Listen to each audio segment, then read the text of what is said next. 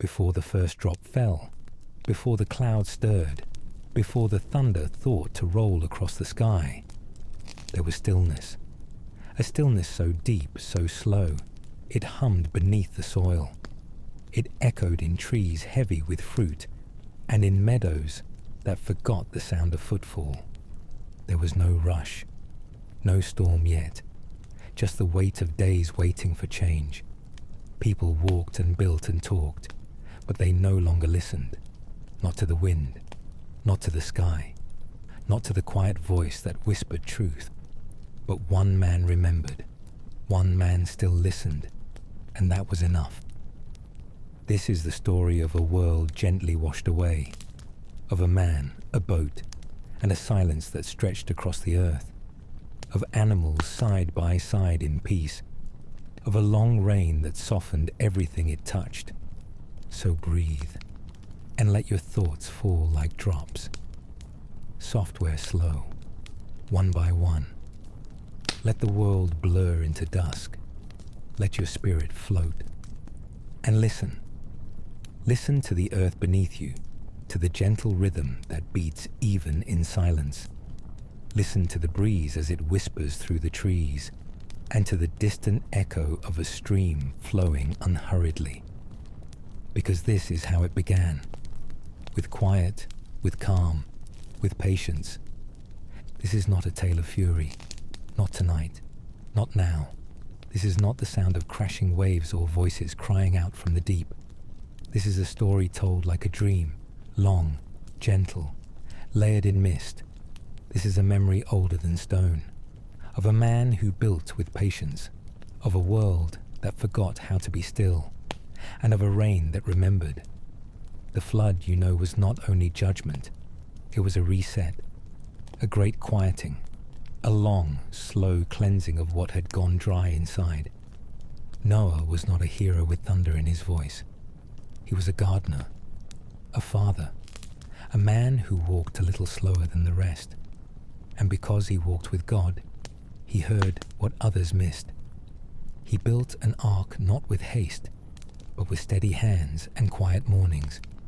He gathered animals not with force, but with open gates and open trust. And when the rain began, it did not roar. It tapped on rooftops, on leaves, on the side of the ark, like a soft drum calling the world to rest. This is the story of Noah, and the ark, and the flood, but not told with panic, told with peace, told like a lullaby. We will not rush through this. We will drift, through forests, through waiting, through storms that whispered, and through a rainbow that never raised its voice. We will journey slowly, like drifting leaves on a river, like clouds carried by the gentlest wind. We will pause to feel each drop of rain, to notice how it touches the earth, how it feeds the roots, how it fills the world with quiet renewal. Let this story carry you. Let it steady your breath. Let your mind slow down. Let your heart find its rhythm. Because this is more than history. This is more than legend. This is an invitation to rest, to wait, to heal. This is the story of how patience built a world anew. This is the story of quiet courage, of faith whispered rather than shouted. This is the story of how the world learned to pause, to breathe, to begin again. So close your eyes. Let your shoulders soften. Let your heart find peace. Tonight, there is nowhere you must go, nothing you must do. Tonight, we float together. We listen to the rain. We remember what matters. And we rest beneath a sky that promises tomorrow. Let the long rain fall. Let it wash away every care. And let your spirit rest beneath it. Part 1. The Whisper Before the Storm. In the beginning, there was silence. Not an empty silence, but the kind that hums softly beneath everything, like a distant river gently murmuring over stones worn smooth by time. It was a silence woven into the fabric of every sunrise, every blade of grass, every whispering leaf.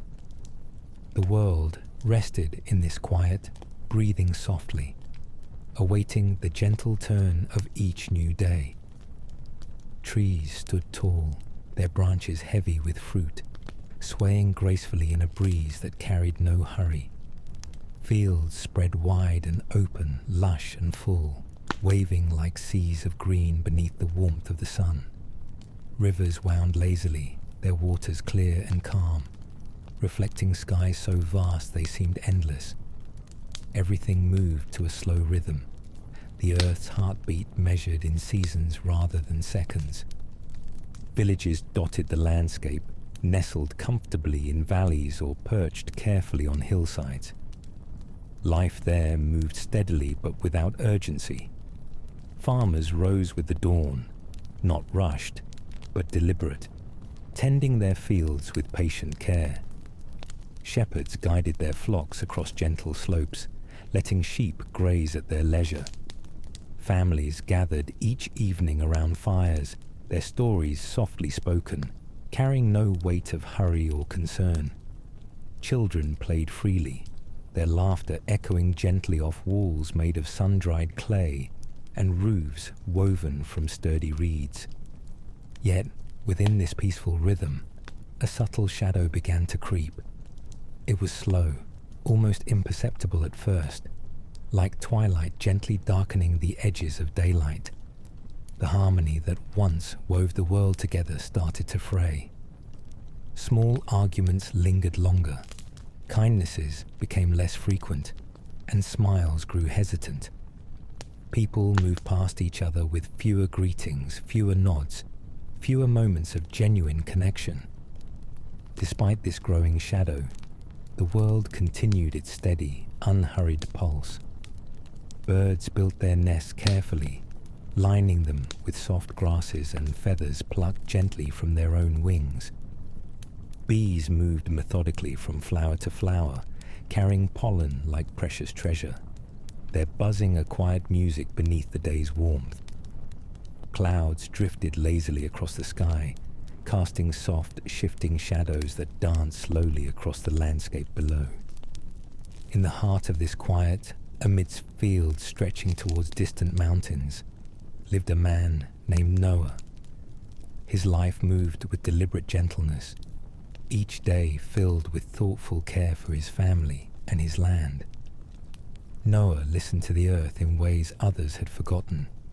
He noticed the small shifts, the subtle rustle of leaves, the gentle sighs of the earth beneath his feet, the way animals paused more often, as though listening for something just beyond hearing. Noah often rose before dawn, standing quietly at the edge of his fields, feeling the cool morning air settle on his skin. He watched the sunrise as it painted the horizon in colors gentle and fleeting, pinks fading softly into purples and blues. It was during these quiet moments that Noah felt closest to something greater, a presence that whispered softly in the quiet hours. One morning, as the first light touched the hills, Noah felt an unusual stillness. It was deeper, fuller, as if the world itself held its breath. Standing beneath the wide open sky, Noah closed his eyes and listened. He felt a quiet stirring within, a subtle, gentle voice that seemed to flow like the softest breeze through his thoughts. It whispered of change, of clouds gathering beyond sight, of water rising quietly, yet relentlessly. Noah did not understand the fullness of what he heard, but he trusted this voice, this gentle, guiding presence that spoke of building, of preparation, of a gathering together of life into safety. And so, in that quiet moment, beneath the sky still painted with dawn's gentle brush, Noah opened his eyes, feeling a quiet determination settle deep within his chest. As he turned back towards his home, the morning unfolded around him, still peaceful, still gentle. But Noah knew the world was changing. Quietly, calmly, without haste, he began to gather his thoughts, his plans, his preparations. He did not hurry, for he understood that the path ahead would require patience, steady hands, and quiet, unyielding trust. And so began Noah's quiet journey, long before the first raindrop touched the earth, long before clouds darkened the horizon. It began with silence, with patience, with faith woven gently through every step. This was how the quiet world prepared for rain. Noah was a man apart, living at the gentle fringes of a world that had grown forgetful of its quiet rhythms. He was not distant out of pride, nor separate by choice, but rather because his heart beat differently. He listened deeply to the subtle sounds others overlooked, the whisper of the grass in the morning dew, the slow breathing of the animals as they rested, the quiet reassurance of wind through leaves. Each morning began in stillness. Noah would rise before the first bird stirred and walk into the fields, his footsteps soft upon the damp earth. His eyes would lift to the horizon, patiently watching the first signs of dawn. The colors, soft and gentle, washed over the sky like watercolor on a canvas, each day painted anew. His family knew his rhythms and respected his quiet mornings. His wife, patient and gentle herself, understood his need for solitude. She would often watch from afar, smiling softly as Noah stood motionless, wrapped in a quiet conversation with the silence around him. His sons learned by watching, absorbing the gentle wisdom of a father who taught not with loud words, but through careful actions and quiet kindness. Noah's home was modest but lovingly crafted, each beam, each stone placed with patient care. The walls, built of earth and clay, seemed to breathe gently in the morning air, blending harmoniously with the landscape. Around the home, gardens flourished with flowers and herbs tended with thoughtful hands, each plant known by name and cared for like an old friend. Neighbors passed by Noah's fields and gardens, noting the quiet order and peaceful beauty. They saw a man who moved differently, who paused often, who seemed to speak silently to everything around him. Some admired him from afar, while others felt discomfort in his quiet presence, sensing something profound they could not understand. Yet Noah held no judgment for others. He greeted everyone with warmth and gentleness, offering help when needed, listening when others spoke, speaking rarely but with meaningful intent. His presence was calm, his spirit patient, his heart open. It was this quiet patience, this steady openness, that allowed Noah to hear clearly when others did not.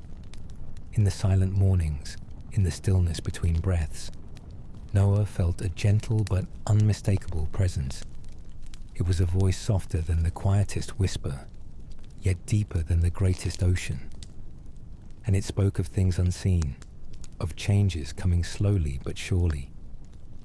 Noah listened, trusting completely the quiet voice that guided him. And in his quiet trust, Noah began to prepare. Each day, Noah would walk further into the forests, collecting timber with gentle determination. His hands moved steadily, never rushed, never anxious, knowing each plank, each beam, would become part of something larger, something important. His sons worked alongside him, guided by his calm confidence, feeling the purpose in their father's quiet strength. Evenings brought gentle conversations around the fire, stories shared in hushed voices. Noah spoke softly about the voice that guided him, sharing with care, planting seeds of trust and understanding. His family listened intently, feeling the gentle weight of their father's faith, sensing the quiet certainty in his words. Days turned to weeks, weeks into months, each marked by patient labor and thoughtful preparation. Noah continued to tend his fields and gardens, never neglecting the simple rhythms that had always guided him. Yet beneath this familiar routine, the ark began to take shape, quietly, steadily, without fuss. Neighbors grew curious. They watched Noah and his family at their quiet work, puzzled by the slow rise of the large wooden vessel. Some questioned, some scoffed quietly, while others simply wondered. But Noah never wavered. He continued working, quietly explaining only when asked, his voice steady, his eyes calm. Through all this, Noah remained gentle, his faith unwavering. He trusted the voice that whispered quietly through his days, guiding each decision, each careful step. And as the ark rose piece by piece, it became clear that this gentle man was building something extraordinary, something born of patience, faith, and quiet courage. And as the world around him moved hurriedly toward uncertainty, Noah remained anchored in quiet strength, preparing patiently for the gentle arrival of rain. Days turned gently into weeks, weeks eased into months, and with each passing moment, the unseen command within Noah grew clearer and stronger. He did not fully grasp the scale or the reason for what he was called to build, yet he understood the quiet certainty that guided his heart and hands. It was as though the voice whispered gently at every turn, guiding him with precision and patience. Noah would sit quietly in the evenings, reflecting upon the words that echoed softly in his thoughts. Instructions were not shouted or forceful, but conveyed gently, clearly, and with infinite patience. Dimensions of a vast vessel took shape in his mind, length and breadth, the number of rooms, the type of wood to gather, and how to seal each seam against water. He rose each morning with purposeful calm, moving to the forests with a reverence for each tree chosen. Noah's axe struck softly, yet surely, the sound muffled by the surrounding greenery, respectful of the life each tree had held. His sons worked beside him, sharing in the weight of timber, the careful measuring and cutting, the steady construction of a structure they had never imagined. His neighbors watched curiously, their questions gentle but persistent. Noah answered quietly, never defensive or hurried, simply speaking of a promise, of preparation, of something beyond sight. Some shook their heads, puzzled or dismissive, while others stood quietly thoughtful, sensing something deeper they could not fully comprehend. Animals, too, seemed drawn to Noah's quiet work. Birds perched calmly nearby, observing as beams were joined, planks were fitted, and walls slowly rose. Deer and foxes ventured closer than before, pausing to watch with quiet curiosity. Even insects moved gently around the work, as though aware of something sacred taking place. Noah's family felt the gentle intensity of his purpose and joined wholeheartedly in the quiet task.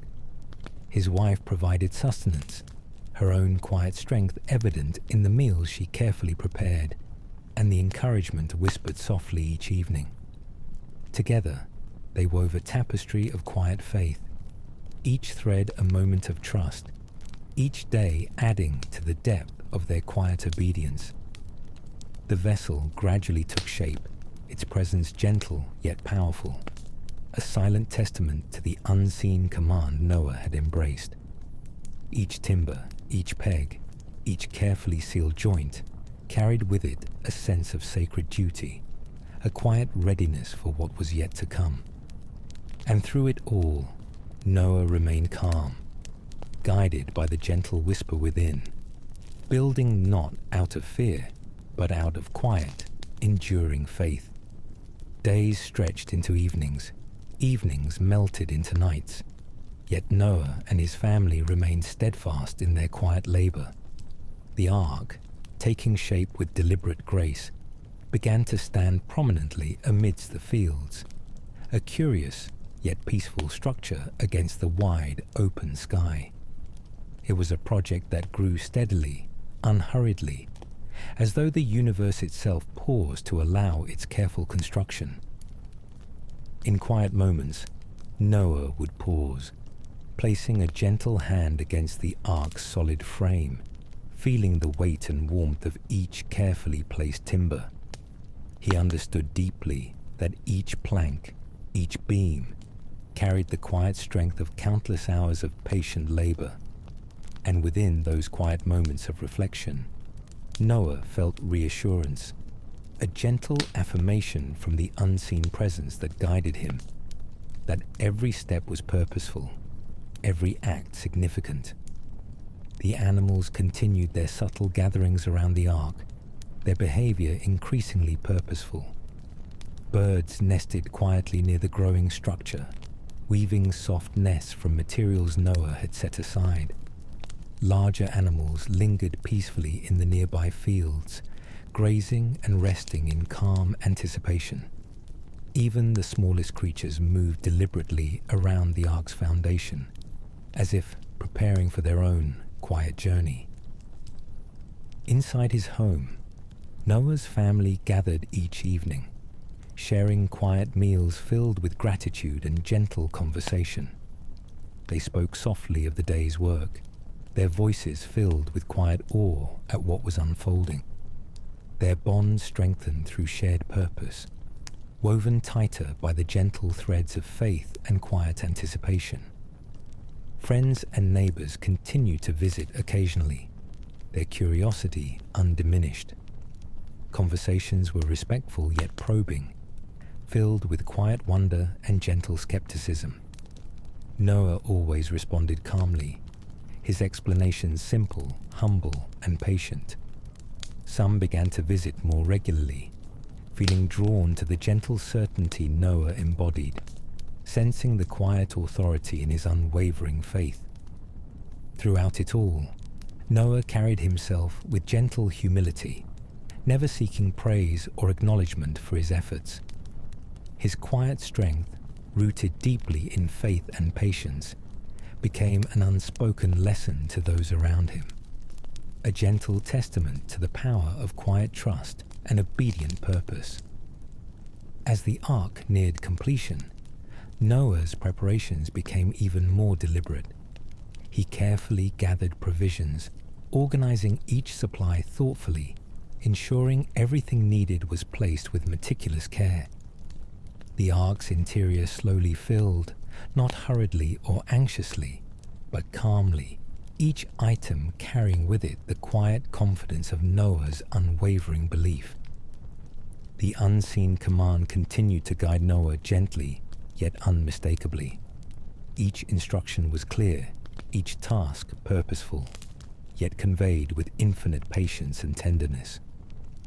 Noah listened faithfully, his heart open, his spirit receptive, his actions quiet yet resolute. And so, beneath quiet skies and amidst fields swaying gently with anticipation, Noah continued to build and prepare, guided always by the gentle whisper within.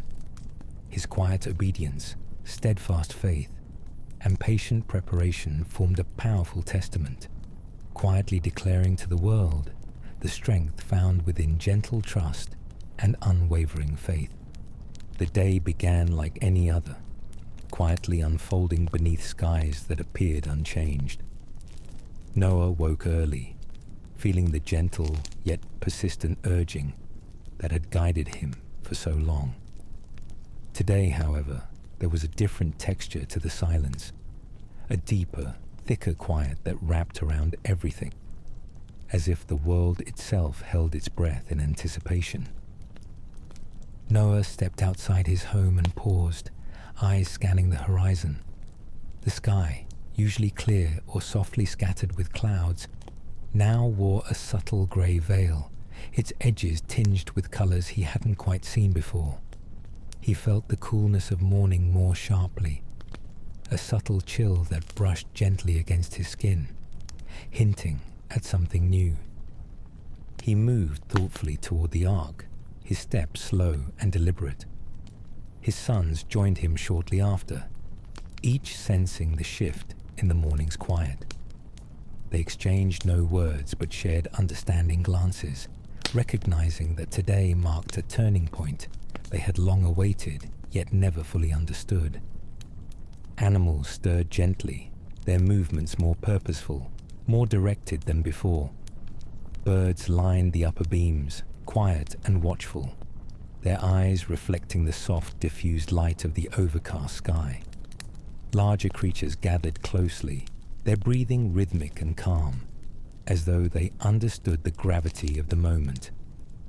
Noah climbed carefully onto the ark, his hand trailing along its sturdy beams.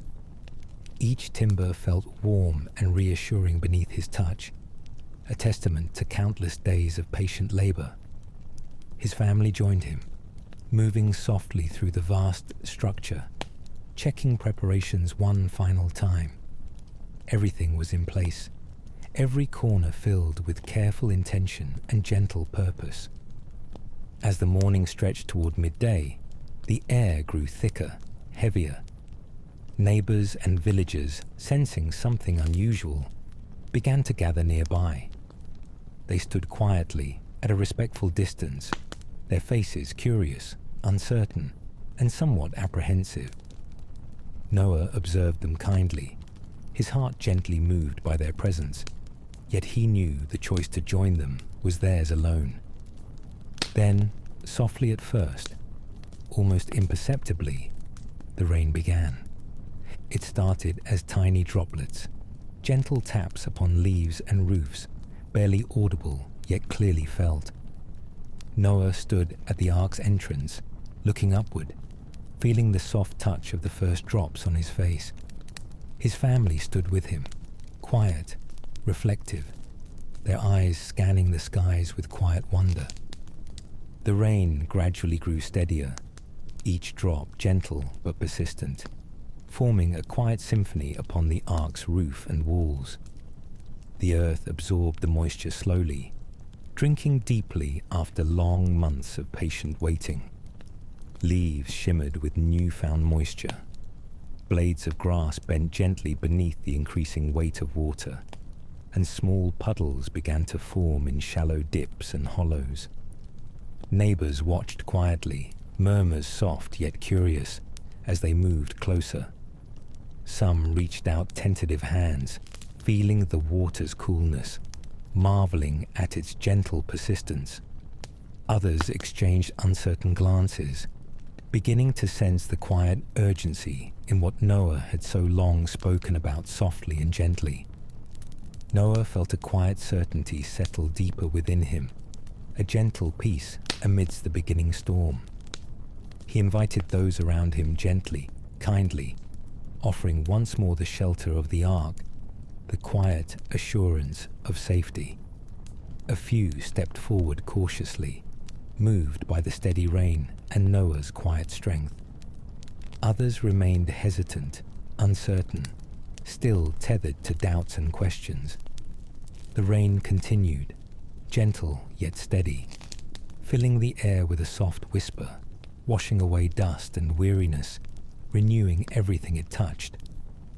Noah and his family guided animals inside with careful calm, each creature moving gently into place, settling quietly into their prepared spaces. As the last animals entered, Noah looked once more across the fields and faces of those gathered. His heart felt a gentle sadness for those who hesitated, yet he remained quietly respectful of their choices.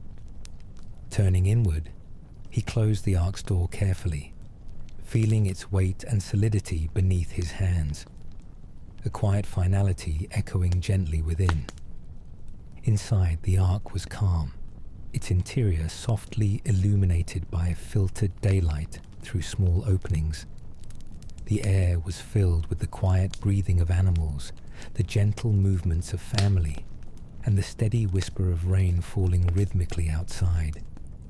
Noah moved among his family, offering quiet words of comfort, his presence steady and reassuring.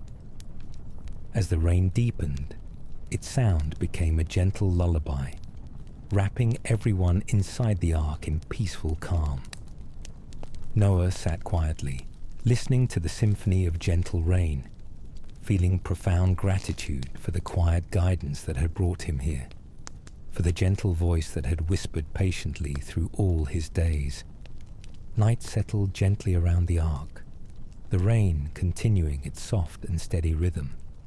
Noah's family rested quietly, lulled by the sound, secure in their faith and the ark's sturdy embrace.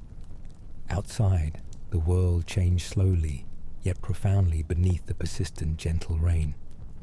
Noah closed his eyes, his heart filled with quiet peace, knowing he had followed faithfully the unseen command. The rain, gentle yet unyielding, whispered softly through the night, promising renewal, promising a quiet rebirth to come. Part 2. When the heavens opened. Rain whispered through the morning like a secret, soft but growing. Inside the ark, Noah and his family moved with gentle focus, securing the final provisions, adjusting the ropes that hung neatly in corners, smoothing straw in quiet corners where animals had begun to rest. The air was rich with the sound of breath, beast and human alike, settling into the new rhythm of being inside. The door of the ark stood open still, wide and waiting. From its threshold, Noah looked out across the field that had once been full of watchers. Now only a few remained. They lingered under trees or beneath awnings, their garments darkened with the rain. Some watched with curiosity, others with unease, but no one approached. Noah stood silently as the rain thickened. A quiet command stirred in his chest, the same unseen voice that had guided him all along. And so, without fanfare, without ceremony, he turned, gripped the edge of the heavy wooden door, and slowly began to pull it closed. The sound was deep and slow, wood against wood, old hinges groaning like the sigh of time itself. As the last inch of daylight slipped away, the interior dimmed, lit now only by filtered sky glow through small windows near the upper deck. Noah paused with his hand upon the final beam, breathing in the cool, damp air one last time. Then, with a soft nod, he set the final bolt into place. Outside, the rain began to fall with greater confidence. It struck the earth in rhythmic waves, pooling and seeping into roots, dancing across the surface of leaves, tracing rivulets down tree trunks. The world drank deeply, unaware how long and how thoroughly it would be asked to receive. Inside all was still. The animals, already calmed by the days of preparation, moved little. Some lay curled together in hay, some chewed thoughtfully, and some simply listened. Noah walked slowly among them, hand grazing the tops of wooden rails and crates. He whispered quiet reassurances, not to still fear, but to affirm peace. His family followed their routines. Bowls of food were offered, water was refilled, small tasks tended with deliberate ease. There was no rushing, only presence, only attentiveness. And through the planks, the sound of rain, now steady, now rising, played like a lullaby stretched thin across the timbers. The ark creaked gently, shifting on its foundation. It was not yet afloat, but the ground beneath it had begun to soften. A slow groan echoed through the hull, not from stress or fear, but as if the vessel itself were waking, stretching, preparing to move. Noah paused near the ladder leading to the upper deck. He looked up into the muted light streaming through narrow windows. Rain struck the panes gently, a percussion of steady grace. He placed a hand to his chest and closed his eyes. The voice, the one he had trusted without fail, was silent now, not gone, not distant, just quiet, as if it too waited. So Noah waited, and the rain continued to fall. Evening came slowly, wrapped in grey and mist. The light that slipped through the high windows grew dimmer, softer, casting long shadows across the wooden beams. Lanterns were lit one by one, their golden glow flickering gently against the smooth planks, warming the space without breaking the stillness. Noah moved through the ark like a man tending a temple. Every corner, every creature, every tool was seen, acknowledged, quietly blessed by his presence. He paused often, placing a hand against warm fur, adjusting a cloth, straightening a basket. His gestures were not born from worry, but from care, the quiet devotion of someone who had surrendered fully to his purpose. His sons moved silently alongside him, their roles now second nature. What had once been uncertain had become a rhythm, a dance of quiet service and shared faith. Their strength did not shout, it hummed, steady and true. As the ark rocked ever so slightly, responding to the changing ground below, the family gathered for their meal. They sat in a circle, simple bowls in hand, their heads bowed not from fear but from gratitude. There were no grand speeches, just the passing of bread, the quiet nods, the soft murmur of thanks. The rain outside deepened. It no longer whispered but sighed, long, sweeping sighs that rolled over the ark and the earth alike. It was not harsh, it was not angry. It was simply full, steady, enveloping. It sounded like memory, like cleansing, like a lullaby being sung not to a child, but to the whole weary world. Later, as the family retired to their resting places, Noah stood once more at the top deck. The windows, slick with water, blurred the outside world into grey streaks and drifting shapes. He watched as night thickened and water darkened, and for a moment he could imagine the land slowly vanishing beneath the endless fall. Still, there was no fear in him, only faith, only peace. He turned away from the window and returned to his bed, stretching out on straw that smelled faintly of cedar and hay. He closed his eyes, and the rain continued to fall. The rain fell for days. It came in curtains and waves, in soft drizzles and steady rhythms.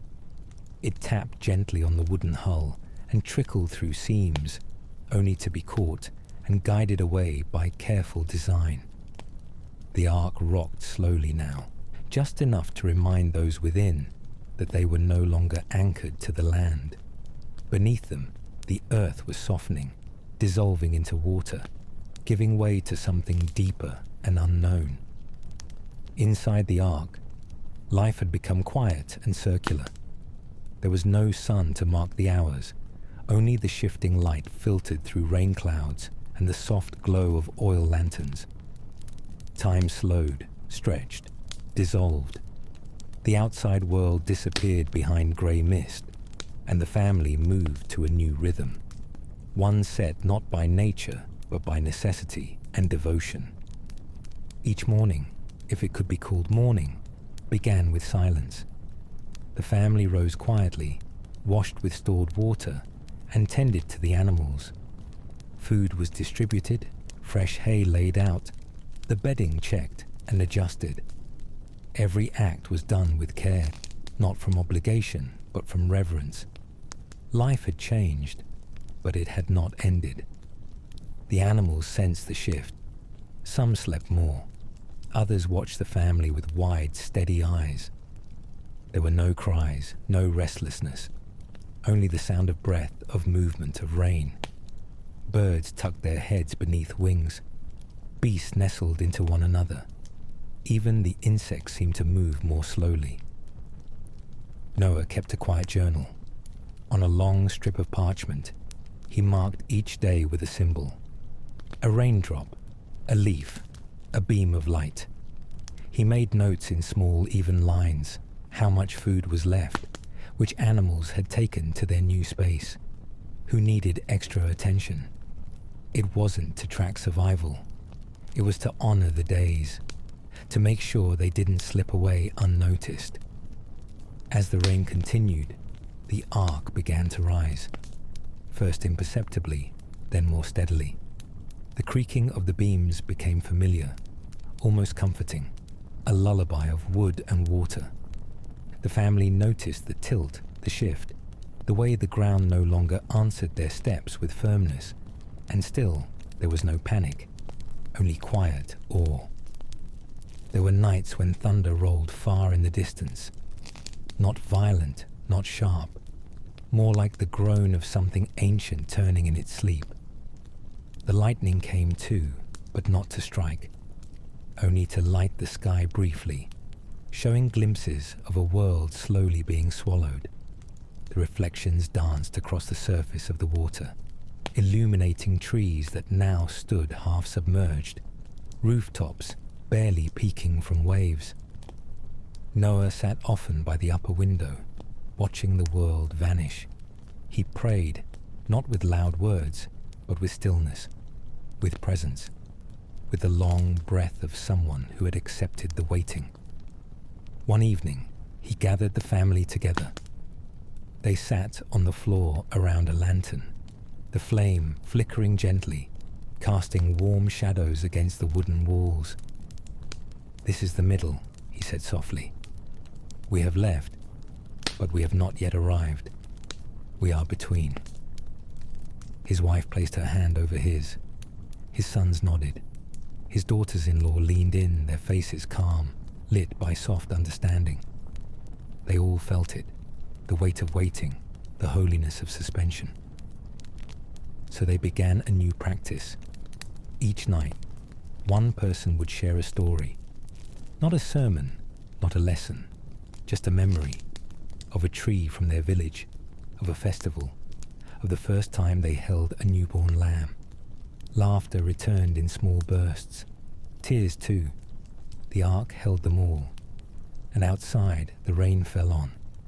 The days blurred, dreams lengthened. Sleep came in waves, as if even rest had taken on the motion of water. They began singing quietly to one another, hymns half remembered, melodies passed down in whispers. The songs filled the air like incense, rising to the high beams and settling like blessings. Once, on a particularly quiet morning, Noah awoke before the rest. He climbed to the highest deck and opened a small hatch, letting the cool, damp air spill in. He stood for a long time, eyes closed, arms open. The rain touched his face like a familiar hand. Below him, the ark shifted once more, now fully afloat, now carried by the very thing it had been built to survive. Noah did not feel lost. He felt held, by faith, by water, by something older than both. And the rain continued to fall. Time, once counted by drops and thunder, has softened. It no longer moves in hours or in days, but floats like the ark itself, suspended, weightless, slow. The rain has ceased. The pounding against the roof has faded into memory, and the world beyond is now a mirror of grey and blue. Above and below, only water, the kind that does not ripple, the kind that does not tell you what lies beneath. Inside the ark, the rhythms have grown familiar. Morning is not announced by sun, but by waking breath and the slow stirring of animals. Noah walks the worn path between stalls and barrels. His hands know every knot in the wood. His fingers have memorized the grain of the door handles. There is work, yes, but beneath it, there is waiting. And then, one morning, something changes. Not outside, but within. Noah stands at the small window in the highest place of the ark. His fingers brush the latch. He pauses, breathes, and opens it. The air that slips through is not warm. It carries no song. But it is open sky, and that is enough. He steps back and lifts a raven into his hands. It's heavier than it looks, cloaked in deep black feathers that shimmer in the lightless day. Its head twitches, alert, wild. Without a word, Noah extends his arm, and the raven takes flight. It does not hesitate. It rushes out like something remembering what it was made for. The bird circles once, twice, then vanishes into the great unknowing. Noah watches the space it left behind. He listens, but nothing comes back. Not a call, not a cry, not even a shadow. The raven does not return. Days pass again in silence. Not the kind that hushes with fear, but the kind that waits with reverence. The ark is not just shelter now. It is temple, a place suspended between judgment and mercy, between the old world, drowned, and the new world, not yet born. Noah climbs again. This time, his hands carry a dove, smaller, paler. Her feathers are like pressed parchment. Her heartbeat hums beneath his fingers, fast but steady. She looks at him not with wildness, but with calm. Noah says nothing. He does not instruct. He does not pray aloud. He simply opens his palm. And the dove takes to the air. Her wings flutter once, then again. Then she glides, skimming above the unbroken waters. There is no tree, no rock, no edge, just sky and flood. She searches, then she is gone. Noah watches until the last flicker of her wing disappears, and then he waits. Inside the ark, the quiet deepens. Each creak of timber echoes. Each breath feels measured. The animals sleep more, or perhaps they too are listening. Evening comes, then another day. The dove does not return. Still, Noah waits. The flood has not dried, but his heart holds a shape now, a silent hope, the kind that does not shout, the kind that keeps vigil. On the seventh day, Noah rises early. He opens the window again. This time, the sky greets him with a softness he cannot name. It is not warmth, it is not light, but something has shifted. He leans out into the air, his hand steady against the frame. And then, just beyond the swell of mist, a shape, a flutter. The dove returns, and in her beak is a leaf, green, fresh, small enough to be missed by the untrained eye, but unmistakable to the man who has waited through silence. A leaf, not a miracle, but proof of one. Noah cups the bird in his hands. He says nothing, but in his silence the ark breathes a little deeper. The animals stir, his family too. Somewhere inside the wood, the great ribs of the vessel sigh. The waters are not gone, but the world, it seems, is still alive. The waters remember.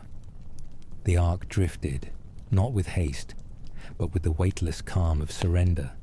It did not seek, it did not steer, it did not cut through waves like a ship on mission. It simply moved, suspended above the memory of a world now hidden beneath an ocean of silence. Above the deck, the sky remained closed. Grey upon grey, soft clouds stacked like folded blankets, offering no sun and no storm. The wind had quieted. The waters no longer roared. The world, as it was now, breathed with long, slow sighs. But below was something ancient.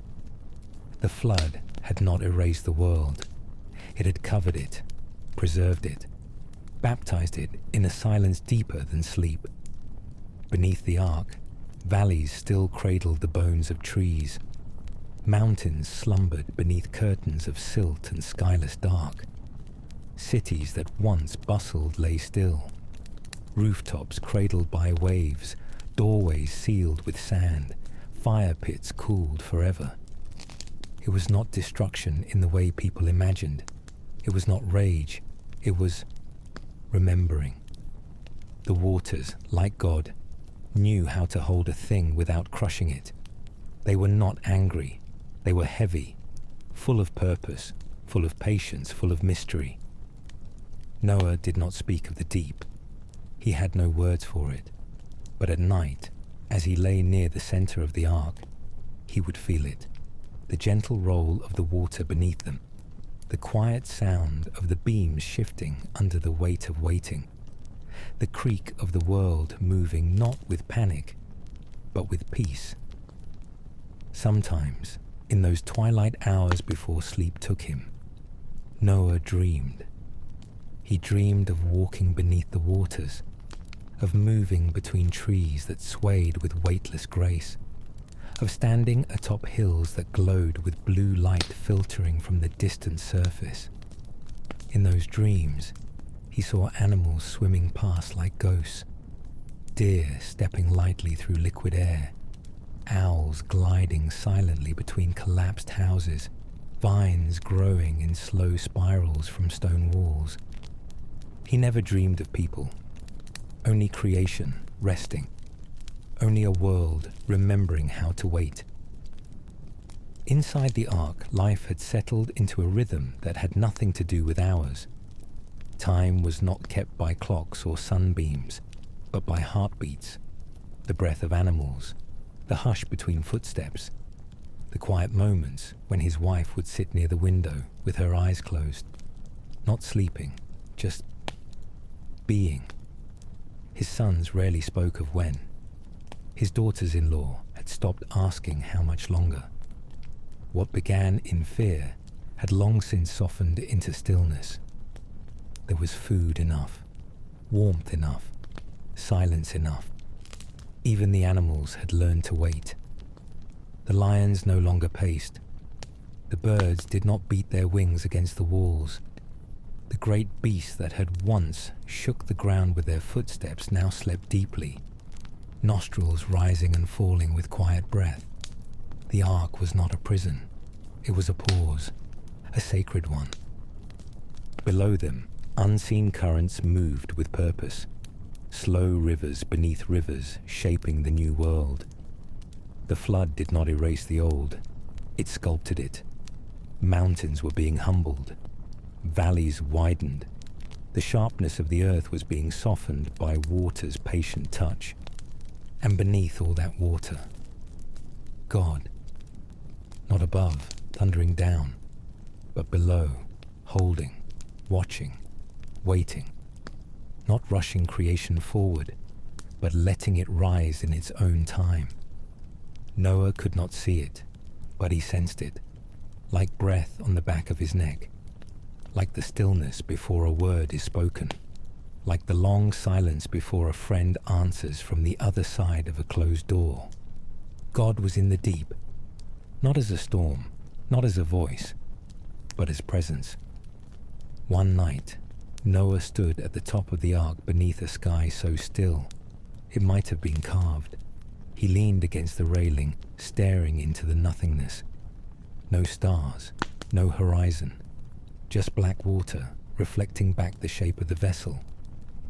He whispered, though no one was near enough to hear, "I know you're there." There was no reply, but a peace settled into his bones, the kind that did not need answers, the kind that did not need to know how or when or why, just that God was. Even here, even now, even beneath, let the deep remember. Let it hold what was. Let it carry what had been. Because one day soon, not with trumpet, not with roar, the water would lower, and the world would rise again. And when it did, it would be gentler. Not because the flood had punished it, but because the flood had washed it in silence. And in that silence, everything had learned how to listen. Part 3. Waiting on the waters. The flood was not loud anymore. The great roar that once covered the earth like a blanket of thunder had long since quieted.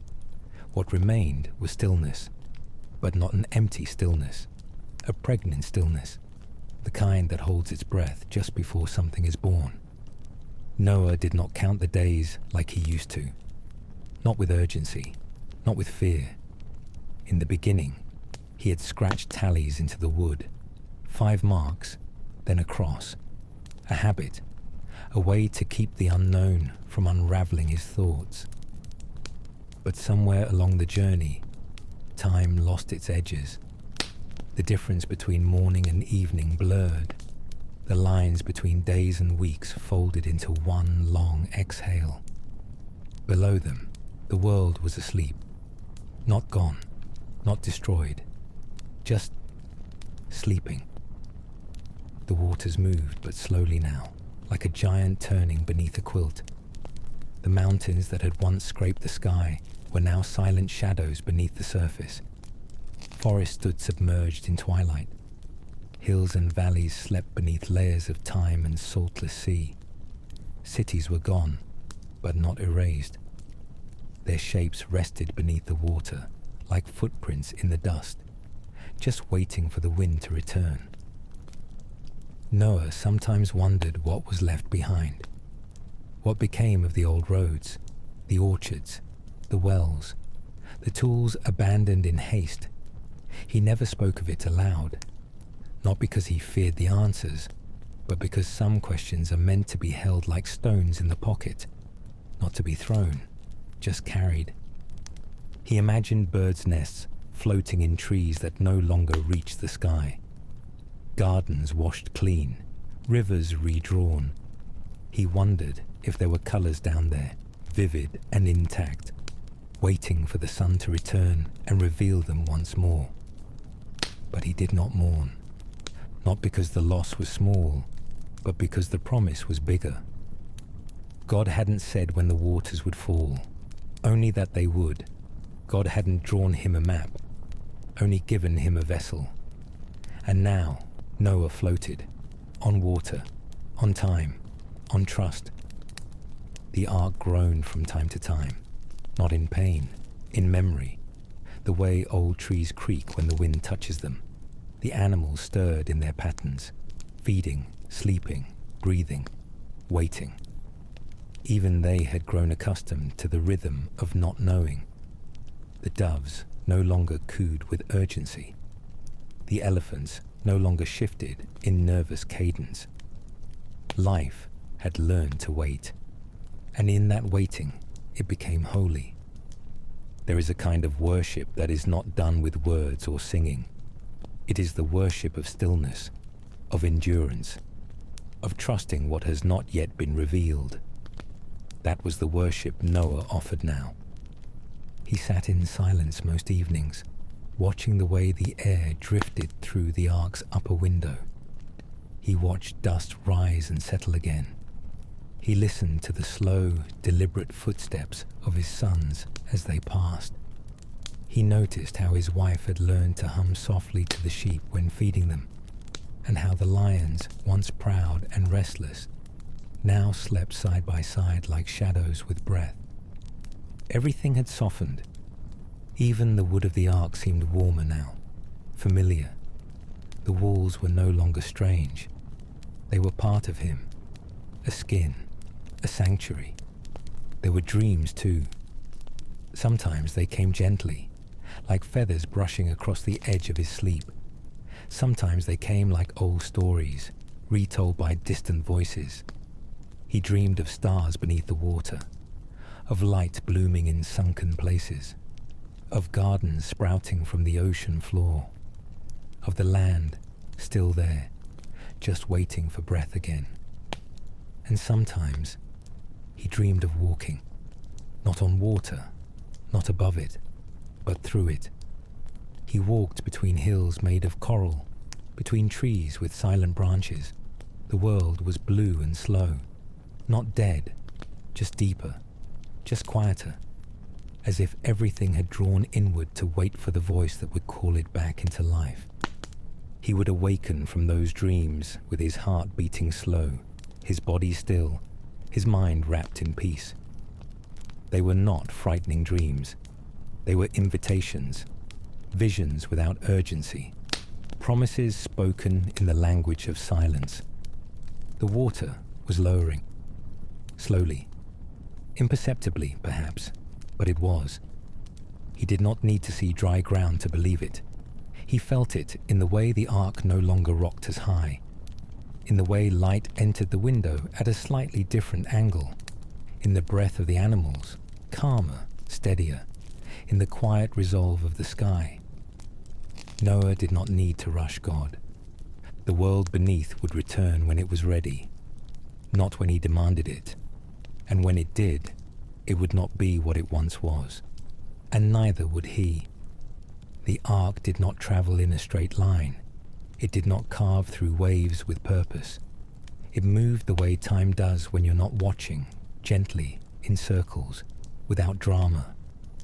Outside, there were no signs to read, no stars to follow, just the vast expanse of water, pale and endless, where sky and sea blurred together. And yet, inside the ark, life was marked by the simplest rituals. Each morning began with breath, not bells, not voices, just the sound of life stirring, a footstep, a rustle of straw, a quiet cough, a low, lazy grunt from a donkey waking too early. The ark had learned to hum with life, not loudly, but steadily.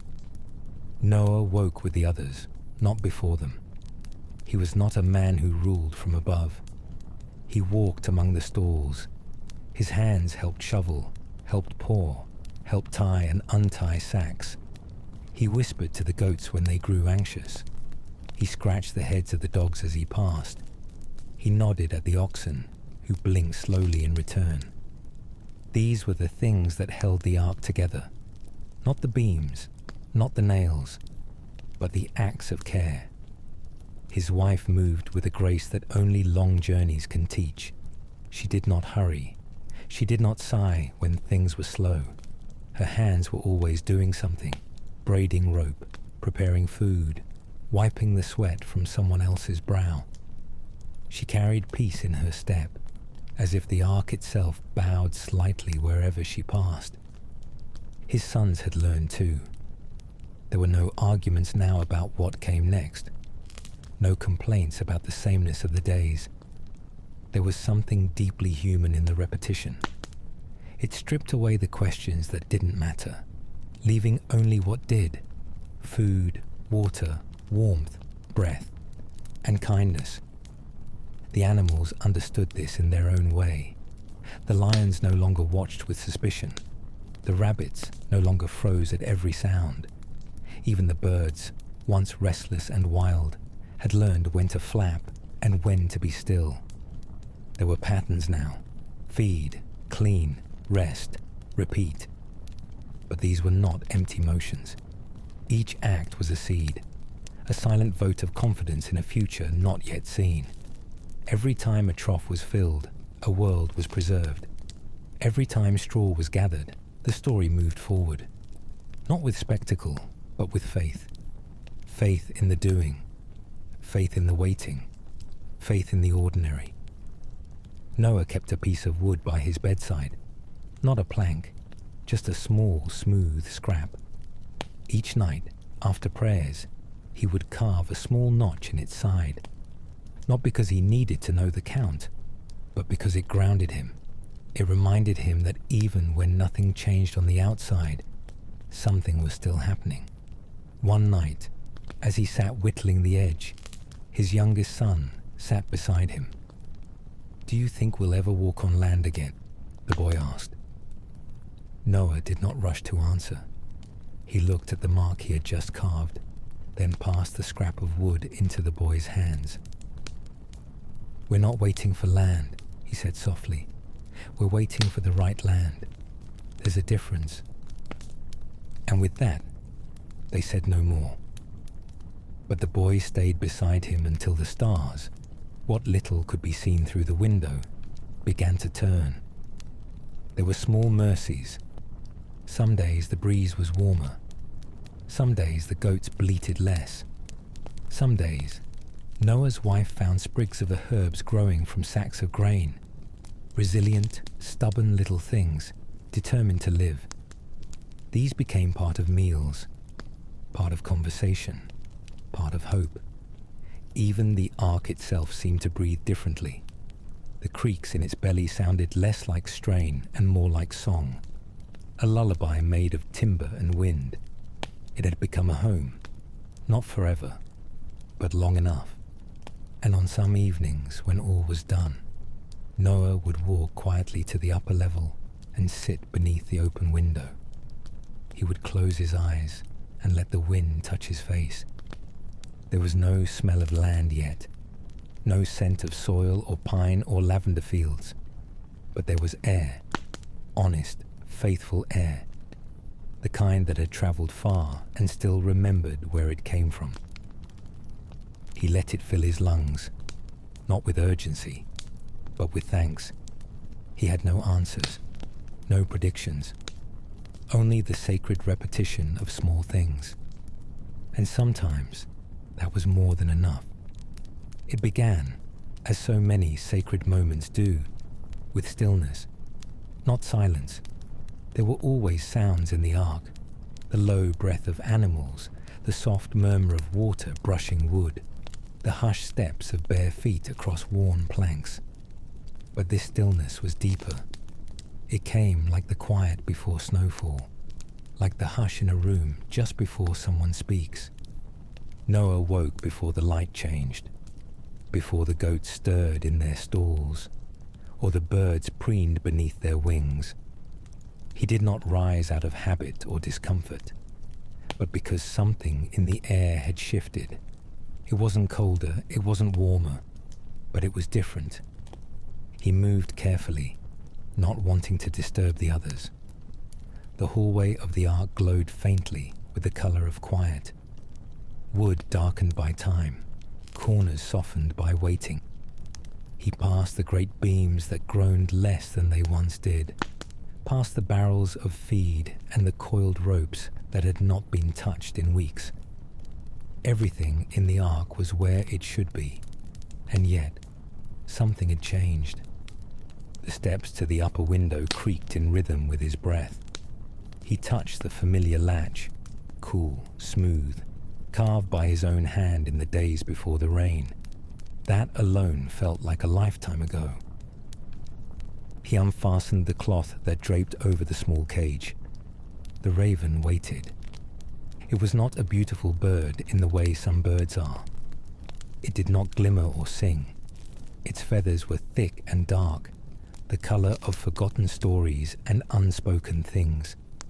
Its eyes were sharp, sharp enough to see what others could not, but quiet enough to keep it to itself.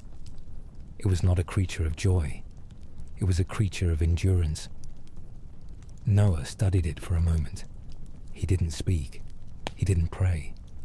But in his breath, there was reverence. He slid his hand under the raven and lifted it gently.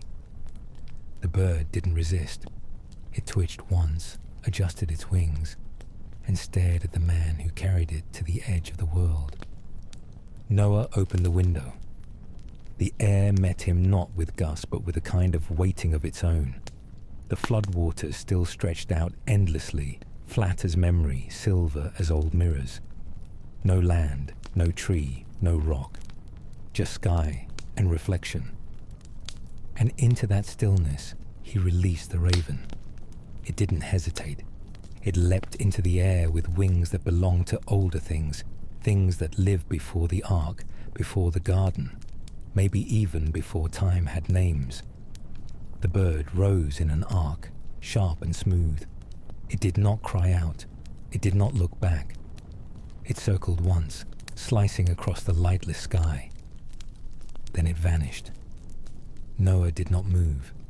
His hand remained outstretched. The wind touched his fingers like water. He watched the sky for a long time, not because he expected the bird to return, but because the moment demanded attention. There are things we do in faith that don't promise immediate response. We act, we send, we release, not for what we'll receive, but because the act itself is sacred. This was such a moment. He closed the window slowly and returned to the main level of the ark. He did not speak of the bird until night. They were eating bread and dried figs.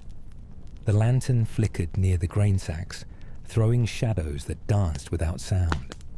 His eldest son asked, "Did it come back?" Noah shook his head. "It won't," he said softly. "Not yet." "Then why send it?" Noah looked at his hands, palms open, then at the small piece of fig in his fingers. He did not answer right away. When he did, his voice was low. "Sometimes you have to send out a question before you're ready for the answer." The others said nothing, and in that silence, the ark drifted forward. The next morning, Noah returned to the window. He stood at the edge and watched the sky. He looked not for feathers, but for meaning. The clouds hung the same way they had for weeks, but they felt looser, softer. The water still ruled the horizon, but it no longer looked as high, and the wind had changed. Just slightly. A raven is not like a dove. It does not nest. It does not sing. It does not carry olive branches. It survives. It watches. It waits. And if the raven did not return, perhaps that was its message. That survival was already possible. That life was somewhere just out of reach. That the time for questioning had begun. Noah thought of this as he watched the wind roll across the waves. He did not regret sending the raven. He did not mourn its absence. It had gone where it was meant to go. And now, he would wait again. He went back to feeding the animals, back to pouring water, to cleaning hay, to listening. But something had changed. Not just in the ark, in him. He had sent something of himself into the unknown. A whisper, a gesture, a small act of trust. And now, the sky held it. That was enough. 7 days. That's how long he waited. Not because he was told to.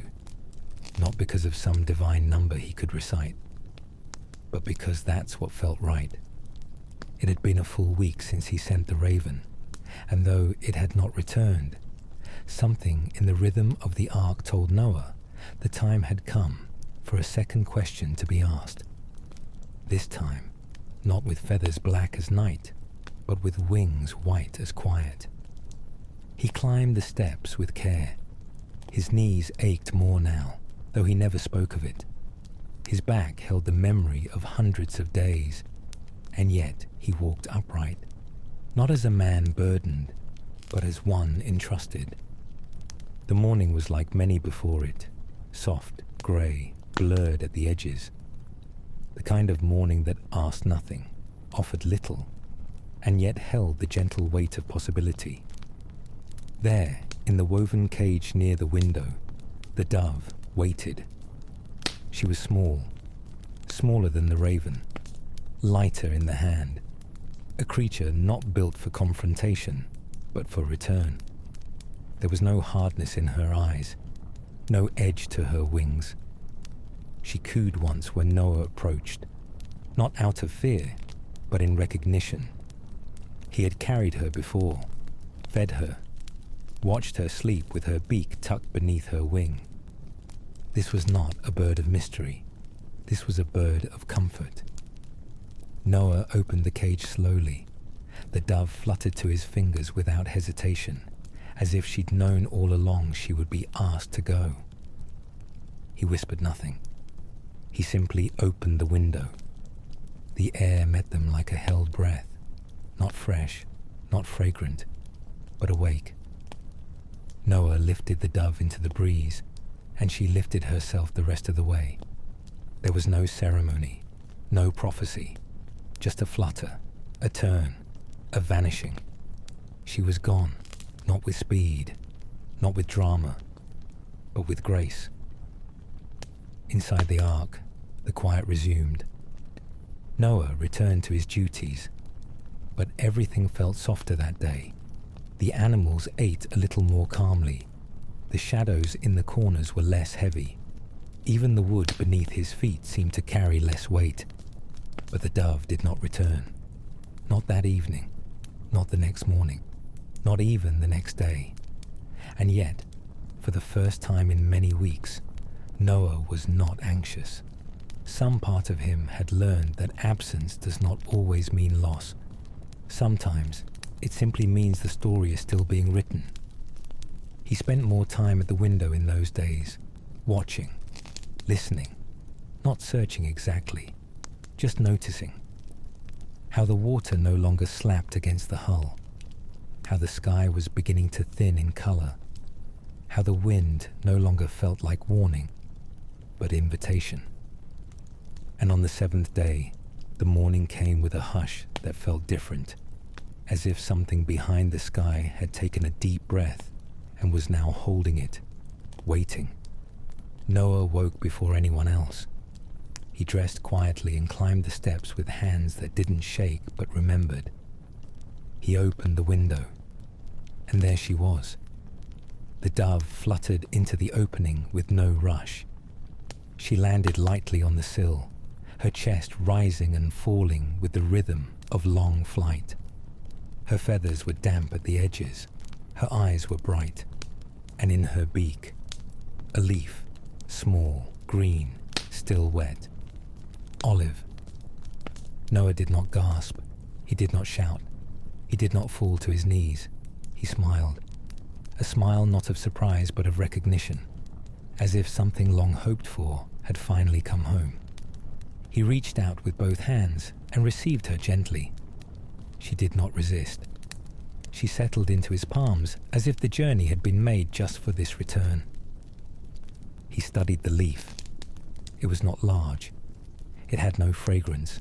It was imperfect at the edges, and it was enough. It meant the waters had lowered. It meant something had grown. It meant there was a tree somewhere, a branch, a root still holding ground. Life. Not a vision, not a dream, not a voice in the night. Life. Green and real and tender in the mouth of a dove. He carried her down slowly. Word spread without words. His wife saw it first and placed her hand over her mouth, not in fear, but in awe. His sons followed him, eyes wide. The animals stirred, not wildly, but with a quiet awareness, as if they too knew the world was waking up. They gathered around the center of the ark, and Noah lifted the dove once more. She returned, he said simply, and she brought a sign. He opened his hand. The dove did not fly this time. She walked from palm to palm and finally settled on the shoulder of his youngest son, who laughed, not loudly, but with the surprise of joy rediscovered. That evening, they sat together in a circle, sharing bread and water. Noah did not give a speech. He did not declare that everything was finished, because it wasn't. The land was not yet dry. The ark still floated. There was more waiting to do. But the waiting had changed. It now had a shape, a color, a leaf, and that made all the difference. As night fell, Noah returned to the window one last time. He looked at the sky, not for birds, but for stars. He found one, then another. He leaned on the frame. He breathed in, and he whispered, not to the heavens, but to the quiet. She came back, part 4, the first dry ground. The ark did not come to a sudden stop. There was no jolt, no cry from above, no thunder from the heavens to announce it. Instead, there was a whisper, so faint that only someone who had been waiting for silence could hear it. Noah was that someone.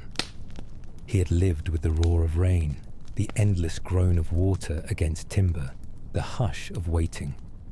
And so, when the change came, not loud, but gentle, he noticed. It began in his bones. A new kind of stillness, not emptiness, not the stillness of drifting, but something deeper, a sense of presence beneath the ark, something solid, unmoving, waiting to be touched again.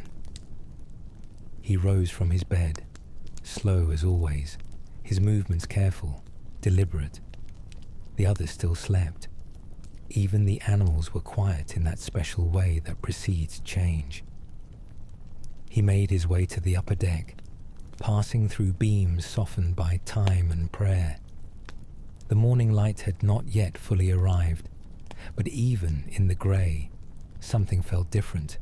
He opened the window and listened. At first, nothing.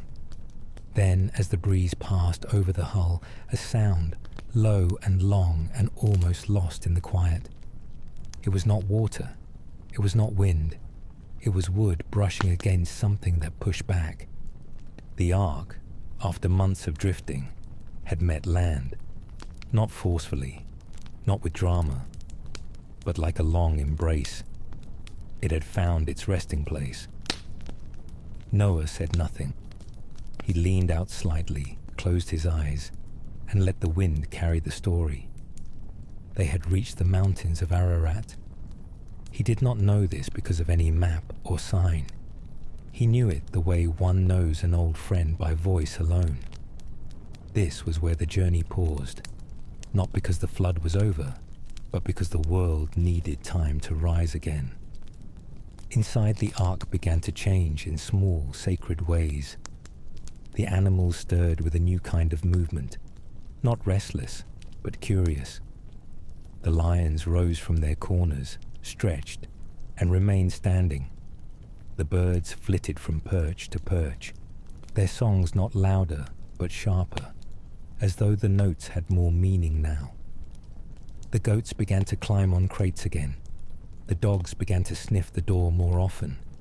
Even the mice, who had hidden away in the quiet corners, emerged and ran small circuits through hay and feed, as if rehearsing for something new. Noah's wife noticed it too. She commented, without being asked, that the air felt lighter.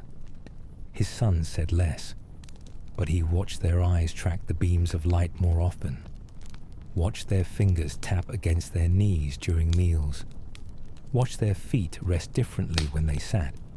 They knew the Ark was no longer adrift.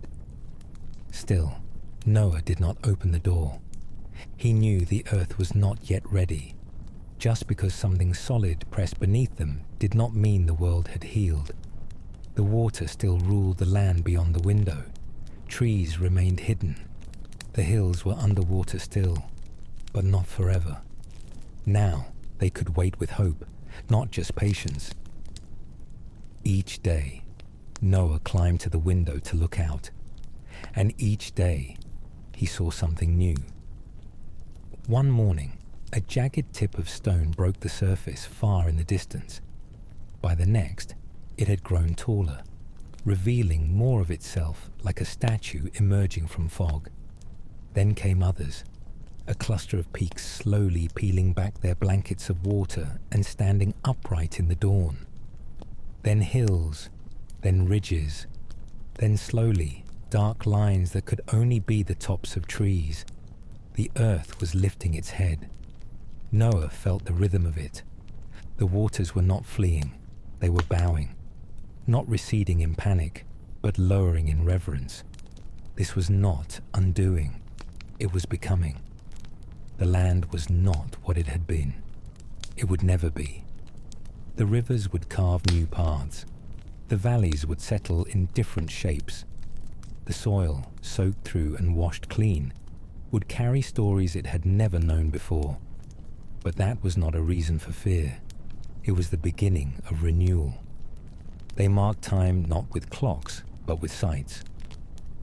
Each time Noah returned to the window, he counted what had emerged. A shadow, a branch, a bird flying lower. The Ark groaned less now, not because it was weaker, but because it no longer needed to strain against the deep. It had found support beneath, something firm, something sure.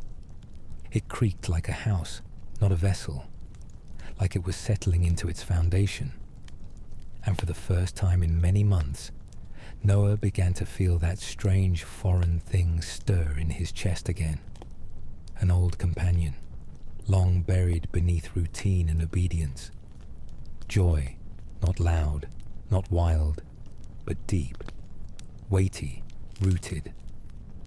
At night, they began to talk again, not about when the rain would stop, or if they would survive, but about planting, about soil, about walking barefoot again, about building shelter, not from fear, but from the joy of making.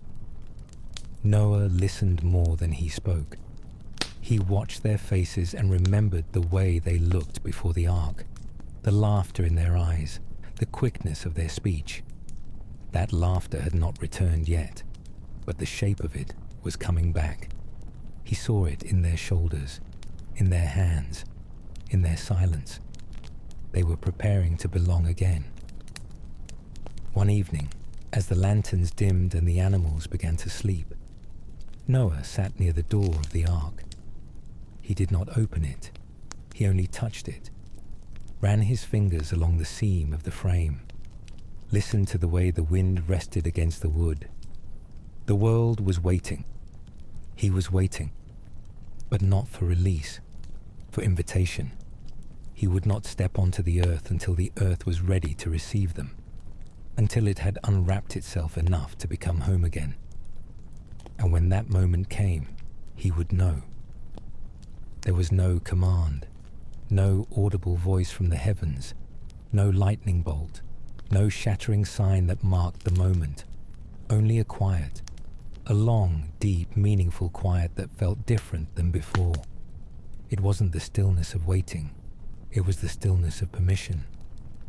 Noah had waited long after the waters lowered, long after the raven had flown, long after the dove had returned with her message of green. He had waited even after the ark had settled firmly against the shoulder of a mountain, where its groaning had stopped and its motion had gone still. He had waited not out of fear, but out of reverence, because a door, once closed by the hand of God, wasn't something to fling open lightly. You don't walk out of a sacred pause with noisy feet. You don't step onto new ground without first remembering what it took to reach it. And so, when the time finally felt right, truly right, he didn't speak. He didn't gather everyone. He didn't make a speech. He simply rose before dawn, wrapped himself in his oldest cloak, and walked barefoot across the wooden floor that had carried him through flood and waiting, through prayer and silence. His feet knew every board by heart.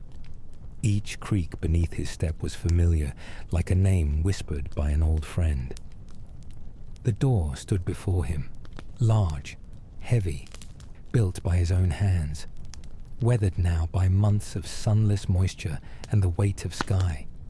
It looked more like a monument than a door, like something that belonged to the past and the future at the same time. He stood before it for a long moment. The ark behind him slept, his family still curled in quiet rest, the animals silent, as if they too felt the weight of what was about to happen. He reached for the beam that held the door shut and placed both hands on it, not with force, but with care. He did not yank it loose. He lifted it like you lift a child from a long sleep. And then he pushed. The sound was gentle. The hinges did not scream. The wood did not protest. The door opened slowly, cautiously, as if it too were uncertain of what lay beyond. Light entered first, not blinding light, not a burst of brilliance, just soft, cool air and the dim glow of morning touching the inside of the ark for the first time in many months. Noah squinted but did not flinch. He took a slow breath. It smelled like everything and nothing, like stone warmed by early sun, like wet soil beginning to dry, like moss and bark and the beginning of something unnamed. It did not smell like the world they had left, and that was okay. He stepped forward. One step, then another. His feet met the earth, not fully dry, not yet cracked or dusty, but firm, alive, soft with a memory of water, but anchored in something deeper. It gave under him, but it held. He knelt, not out of pain, not out of exhaustion, but because it felt like the only appropriate response. He pressed his palm into the soil, let it fill the creases of his fingers, let the dampness cling to his skin, and then, with a breath he didn't know he'd been holding, he whispered, "You're still here." He said it not just to the ground, he said it to life. Behind him, a new sound stirred. Steps, not loud, just present. His wife came first, standing quietly at the doorway, her shawl wrapped tightly around her shoulders. She said nothing at first, only looked. Her eyes scanned the horizon. Unfamiliar trees, distant peaks, grasses that had grown wild in the absence of feet. She joined him. Together, they stood on the edge of everything. And then, she did something small and holy.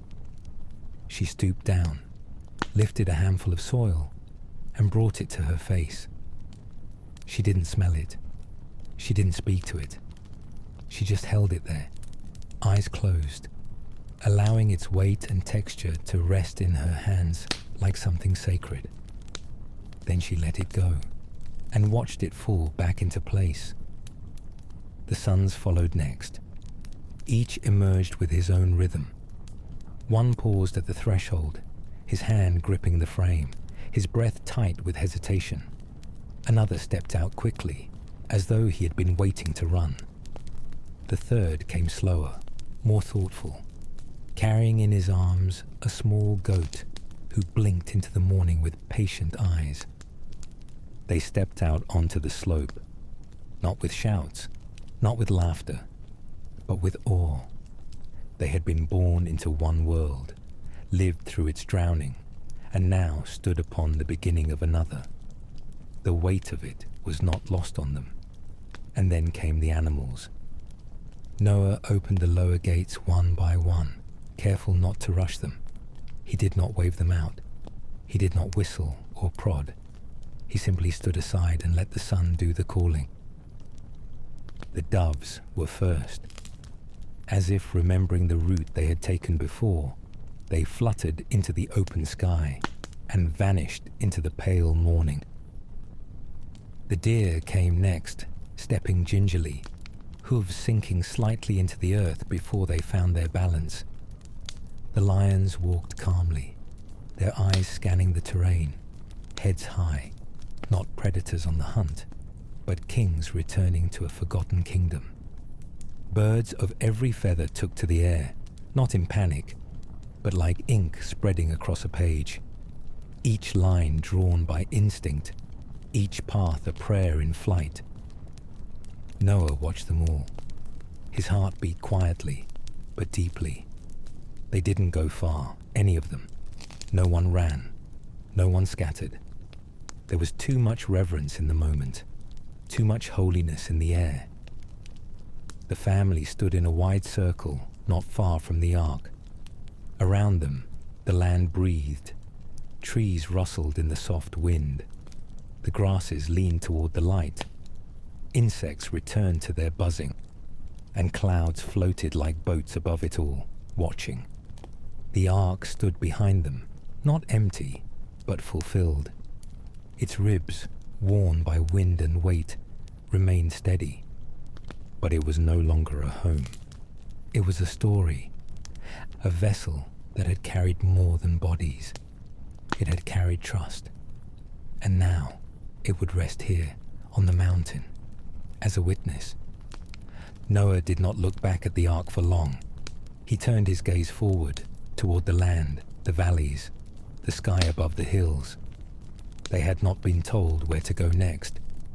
There was no path marked for them, no map, no signs, only a world, a clean one, unclaimed, unspoiled, not without memory, but with room to begin again. They would not run into it.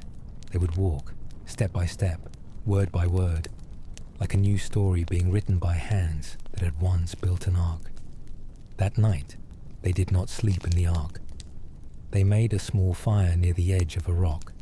They sat in a circle and shared a simple meal: dried figs, grain, and water.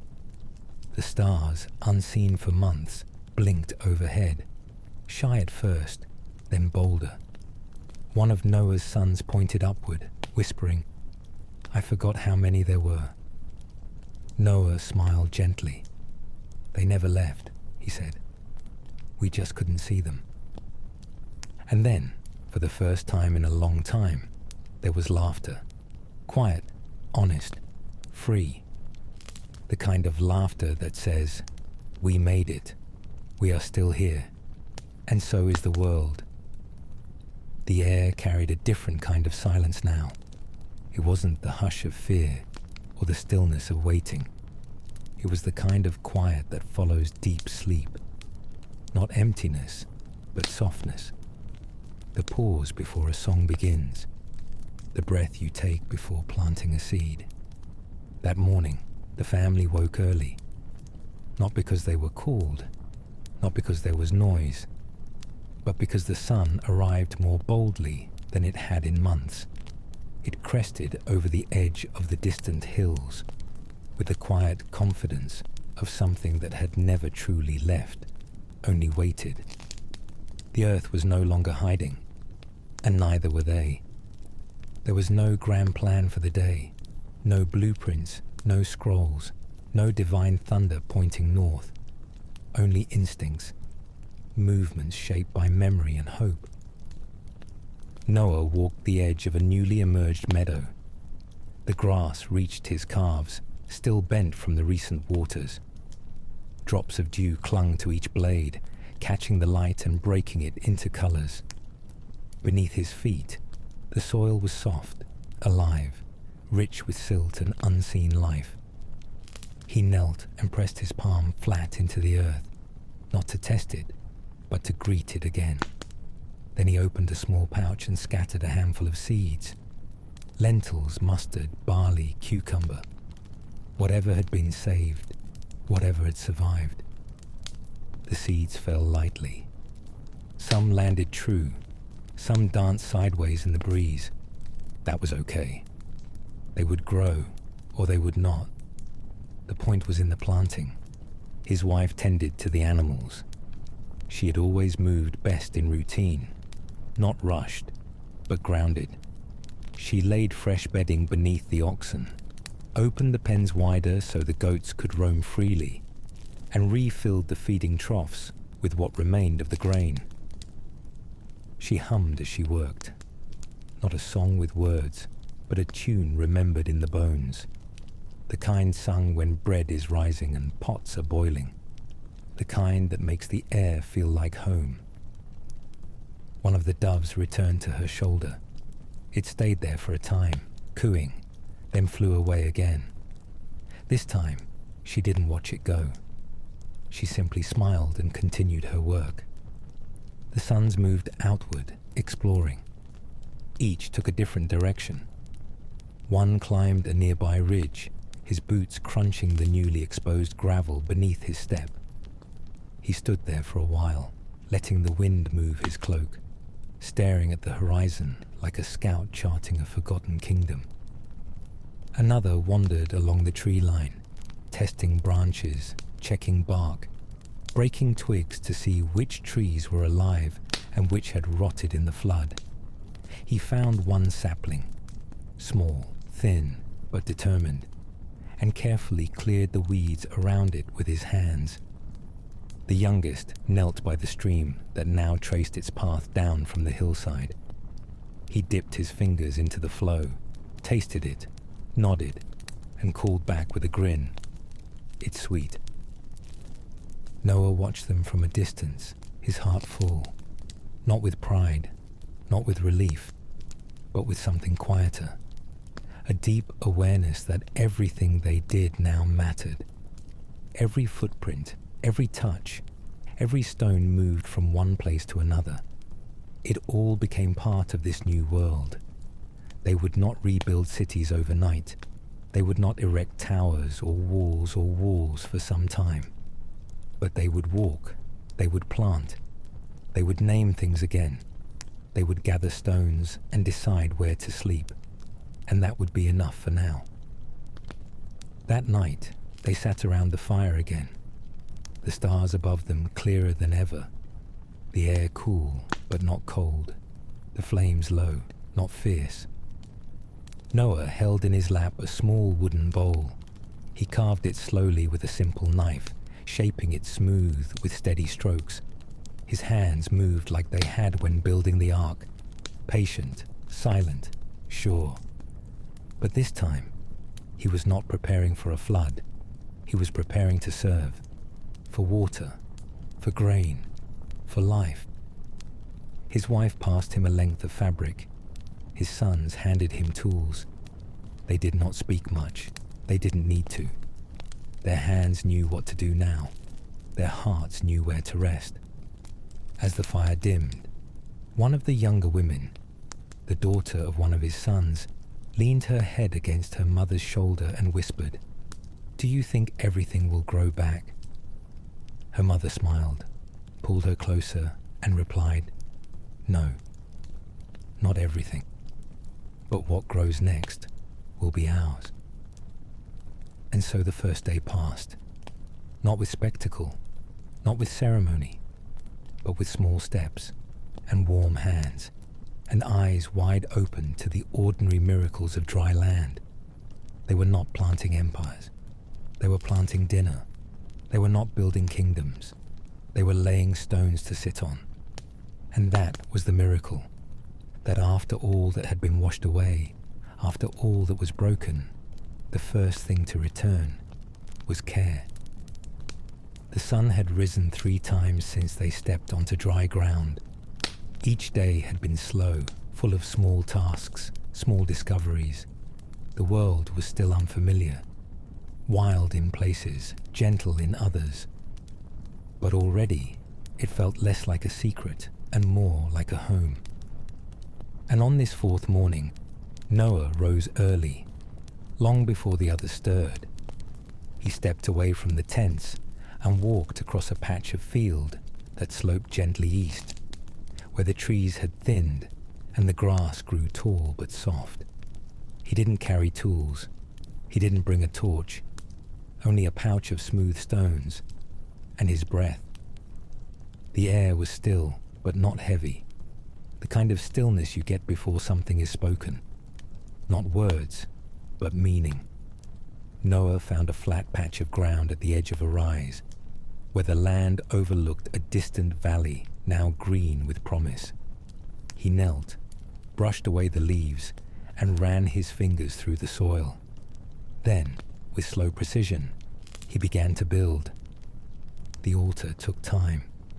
He chose each stone not for its size or symmetry, but for how it felt in the hand. Some were round, others jagged. All had spent time beneath the water, worn smooth by the same flood that had shaped everything else. They were not perfect, but neither was he. That was part of the offering. Noah stacked them without cement or command. He let them rest against one another in quiet agreement, leaning together to form a whole. There was no rush, no ticking clock, only hands moving and a heart listening. Each stone placed was a memory. Each crevice filled was a whisper of thanks, for the wind that still blew, for the ground that held him up, for the sky that did not fall again, and for the voice that had been silent, but never absent. When the altar stood firm and ready, Noah rose to his feet. He looked out over the valley, then upward toward the sky. He did not speak aloud. There was no speech in him, no proclamation, only breath. And that, he thought, was enough. He reached into a second pouch tied at his waist, a small satchel made from cloth sewn during the ark's earliest days. Inside were fragments of old wood, slivers from the original construction, scraps from the first tools, charred bits from old fire. He placed them gently at the center of the stones, arranging them like pieces of memory. Then, taking flint from his belt, he struck flame. The fire caught slowly. A whisper of smoke, a low crackle. Then orange, low-burning tongues of light curled upward like prayer. He stepped back and watched. From a distance, the others began to arrive. His wife was first, walking with steady feet, her shawl pulled tightly around her shoulders. Behind her came their sons and daughters, one by one, quietly, reverently. No one asked what it was. They knew. It was the only thing it could be. A thank you, not for rescue, not for safety, but for invitation, for being allowed to step into the new world, for the chance to start again, with empty hands and open eyes. They stood in a semicircle around the altar. No one spoke. The fire burned low and warm. The smoke rose in lazy spirals, dancing with the early breeze. Birds circled overhead, not in panic, but in curiosity. A deer stood at the edge of the trees, watching with patient eyes. Even the wind felt slower here. Time for a moment bowed its head. And then, the sky responded. It began as a shimmer, a change in the light. The clouds thinned, stretched like cloth pulled across a window. And then, with no sound, no wind, no warning, a rainbow. Full, wide, brilliant. Not small or pale, but whole. A bow that spanned from hill to hill, drawn across the heavens like a promise that needed no words. They stared, mouths parted, hands over hearts, eyes wet. Not with shock, but with knowing. Because some things are not sent to surprise you. They are sent to confirm what your heart already hoped was true. Noah dropped to his knees, not in weakness, but in surrender. He had waited through water, through silence, through darkness. He had floated for weeks on nothing but trust. And now, this. Not a voice, but a sign. Not a storm, but a vow. That what had come before would not be again. That the God who built the seas had also painted the sky. The fire continued to burn, even as the rainbow brightened. And the family remained in place, not moving, not speaking. They didn't need to. Because in that moment, words would have only lessened the beauty. There are silences that carry more worship than 1,000 hymns, and this was one of them. As the rainbow slowly faded, they remained still. Noah stood again, stepped toward the altar, and laid one more stone upon it. This one was not smooth. It was broken, cracked down the middle, sharp at one edge. He placed it at the center. Because gratitude does not mean forgetting the hard things. It means carrying them with reverence. They stayed there until the fire burned to embers. Then, as one, they turned back toward the camp. They would plant tomorrow. They would dig wells, build homes. But today was about the sky and the quiet beneath it. Part 5. The rainbow and the rest. The rainbow lingered longer than expected. It did not flash and vanish like a fleeting wonder. It stretched itself across the sky with patience, with purpose, as if it had been waiting just as long as they had. It hovered there, not just in color, but in presence. A ribbon of light stitched into the very fabric of the sky. Noah stood beneath it long after the altar's fire had faded to ember. The warmth at his back had gone, but he barely noticed. His eyes, soft with age and tears, were locked on the arc that crowned the horizon. He didn't blink. He didn't need to. Because what he was witnessing didn't demand vision.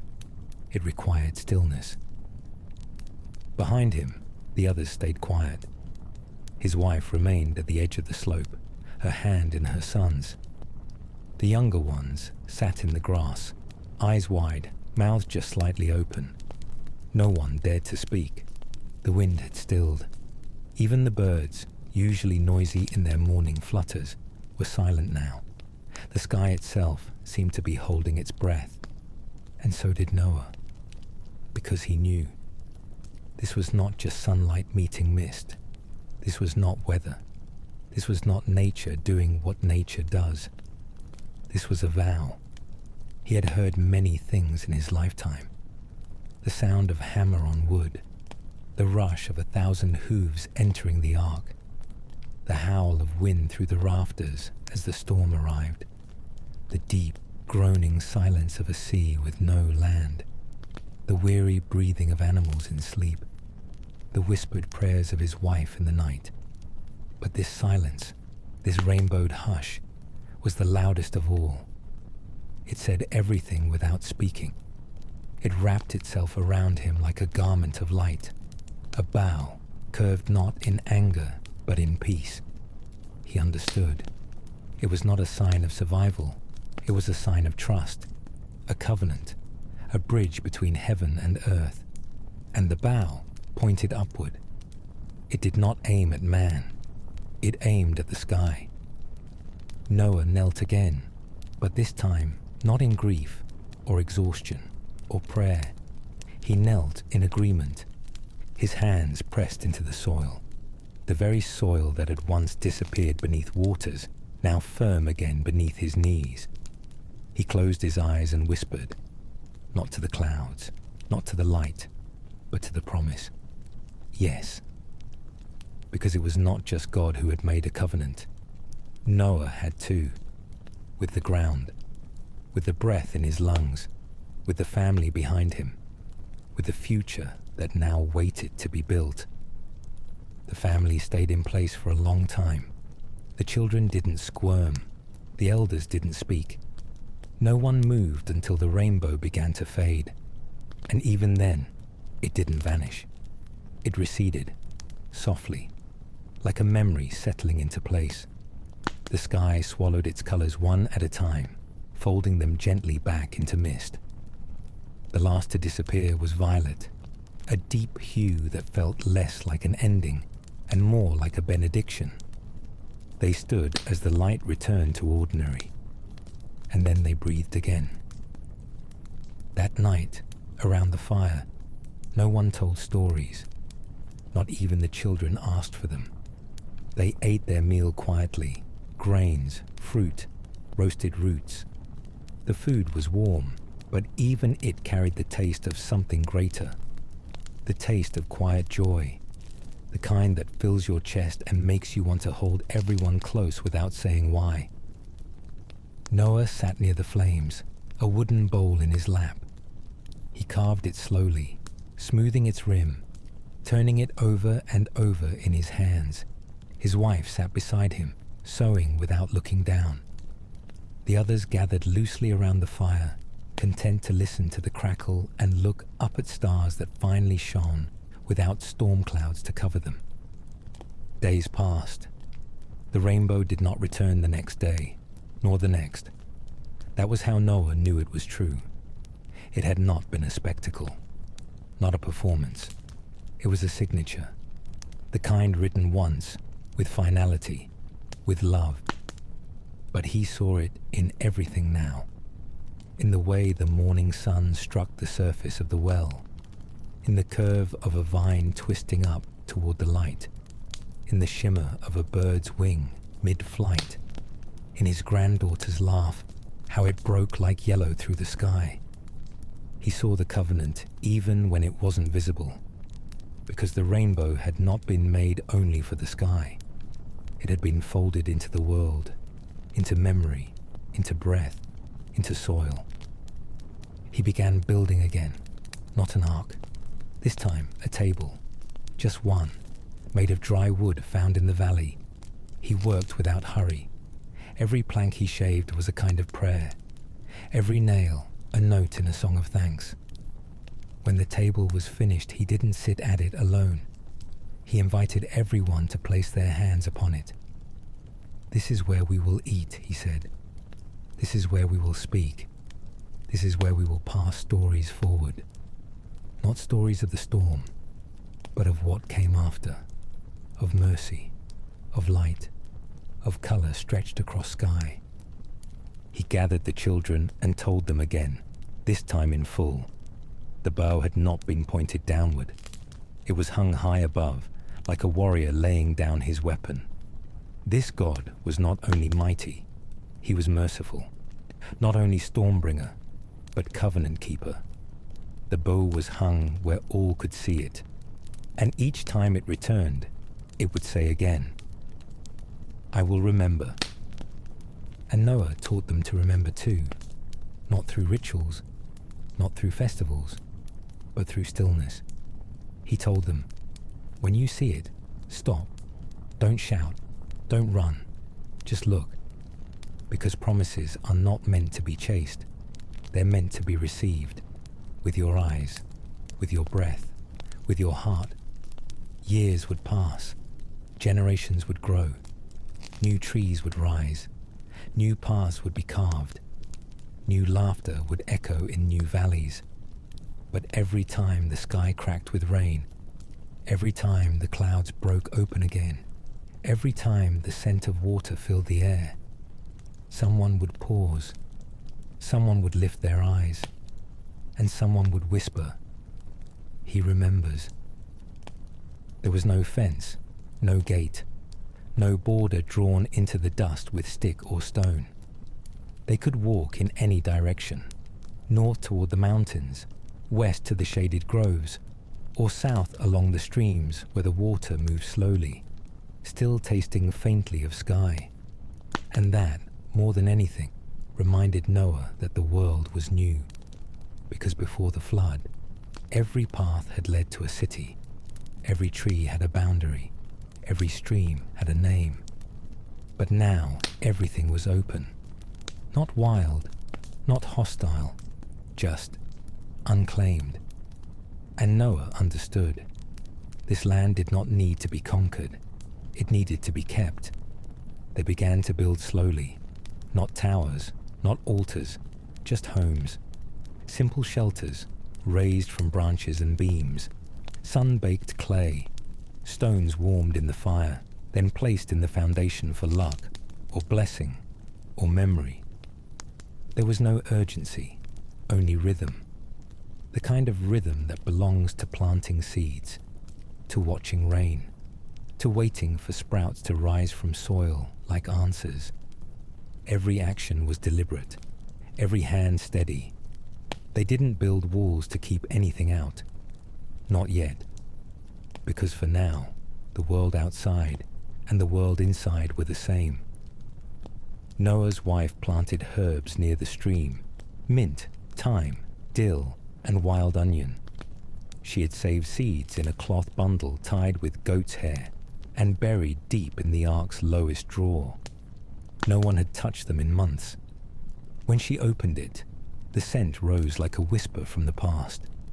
She smiled, spread the seeds gently in rows, and hummed as she pressed them into the damp earth with her fingertips.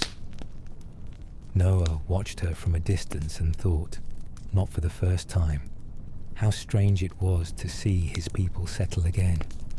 Not prepare, not brace, just be.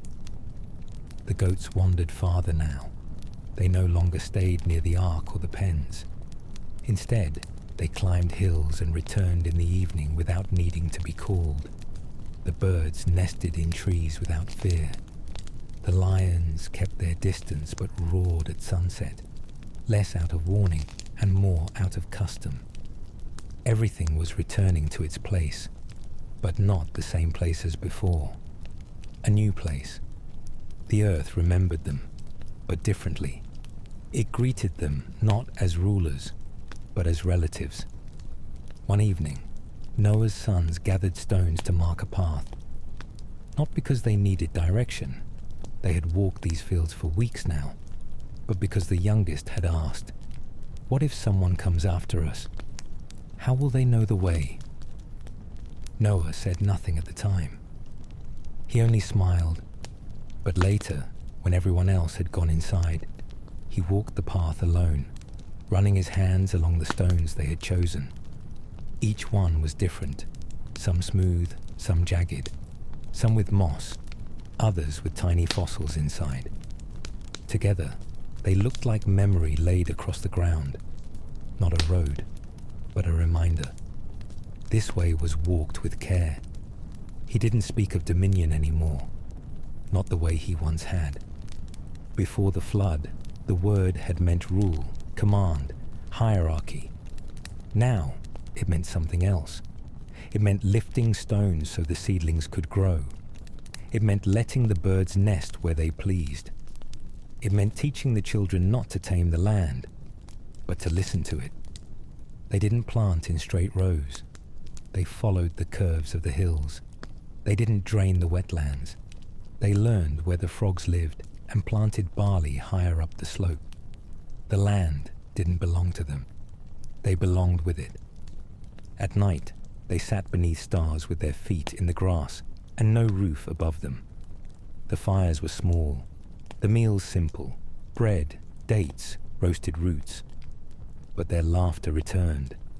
It wasn't loud, it wasn't constant, but it was real. And every time it came, Noah looked up at the sky and gave thanks, not in words, but in silence, because he knew this was the covenant too.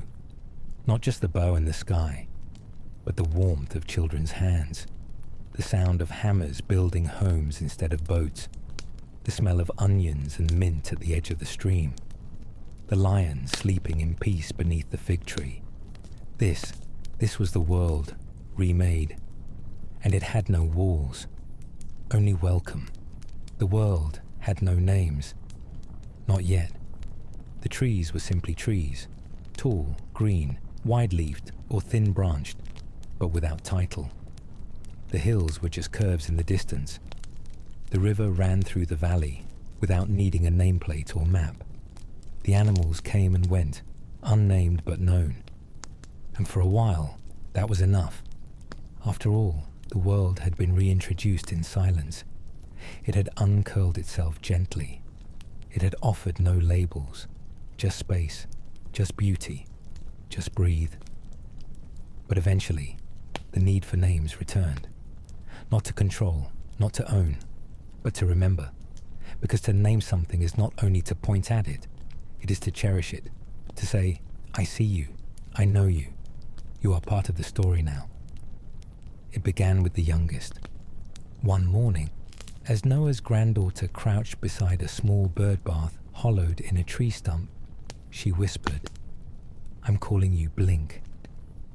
The bird, round-bodied, black-eyed and fond of seeds, did not seem to mind. It fluttered once, blinked exactly twice, and pecked at the edge of the basin with quiet satisfaction. Her brother laughed. Why blink? Because she blinks when she thinks. And that was that. Blink she became. From there, it grew. The stream where the deer drank every morning became Whisper Creek. Because the water moved so softly, you could hardly hear it unless the world around you fell still. The tall hill where the goats napped beneath midday sun was called Resting Back, because when you stood on it, it felt like the land itself was leaning. The grove with the twisted trees became Father's hands, because the bark was gnarled and strong and protective, and the fruit always sweeter on the inside than it looked from afar. Each name was spoken softly, no proclamations, no carving in stone, just words shared at dinner, or beside the fire, or while gathering herbs in the morning. That's where we saw the two doves last week, Cloud's Edge. Bring more kindling from the hollow. I saw paw prints near the old walk. Names grew like vines, naturally, quietly, winding around memories, and slowly, the map of their world began to draw itself, not on parchment, but in the heart. Noah listened more than he spoke. He was a man of many years now, and he had learned that naming is not always the task of the eldest.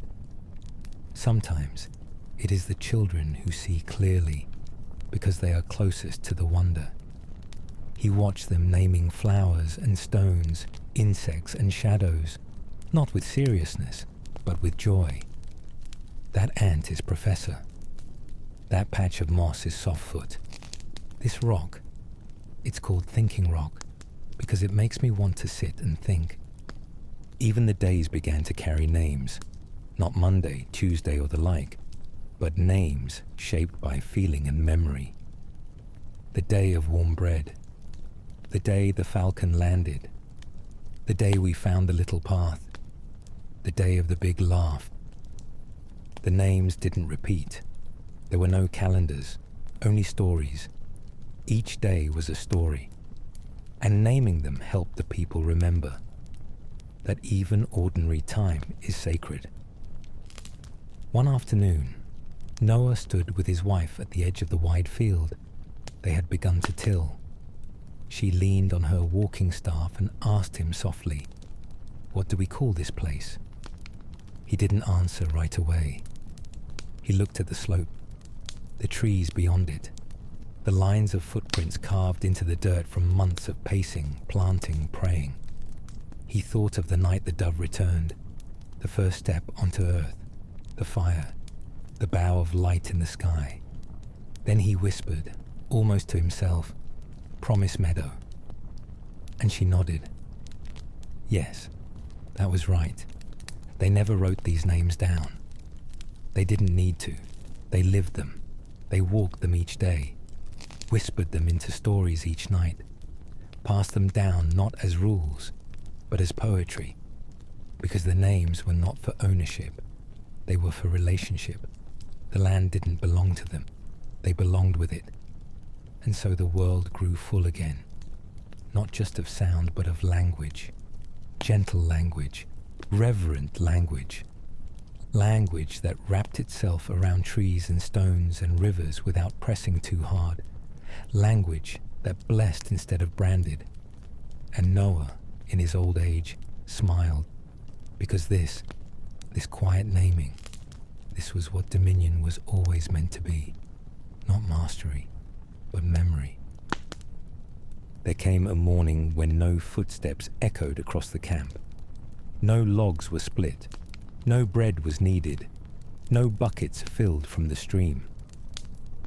The day arrived slowly, stretching across the meadow in pale gold, brushing against the sides of tents, sliding over fields where shoots of barley blinked toward the light. And no one moved. Not from sloth, not from sadness, but because the silence itself felt sacred, as if the earth had whispered, "Today, don't touch, just be." Noah stirred just before dawn. He didn't rise from duty nor from the ache in his bones. He woke as if waking from a deeper kind of sleep, not the kind you recover from, but the kind you carry with you. He opened his eyes and let them rest on the roof of the tent, which glowed with morning's first light. He breathed, once, twice, a little deeper the third time, and then he smiled. There was nothing to prepare, no plans waiting to be discussed, no looming task demanding attention. The ark was behind him, the land beneath him, and the promise above him. He stepped outside barefoot, as he had learned to do in these new days. The earth was cool, the dew soft beneath his heels. He didn't head toward the fields. He didn't check the goats. He simply walked.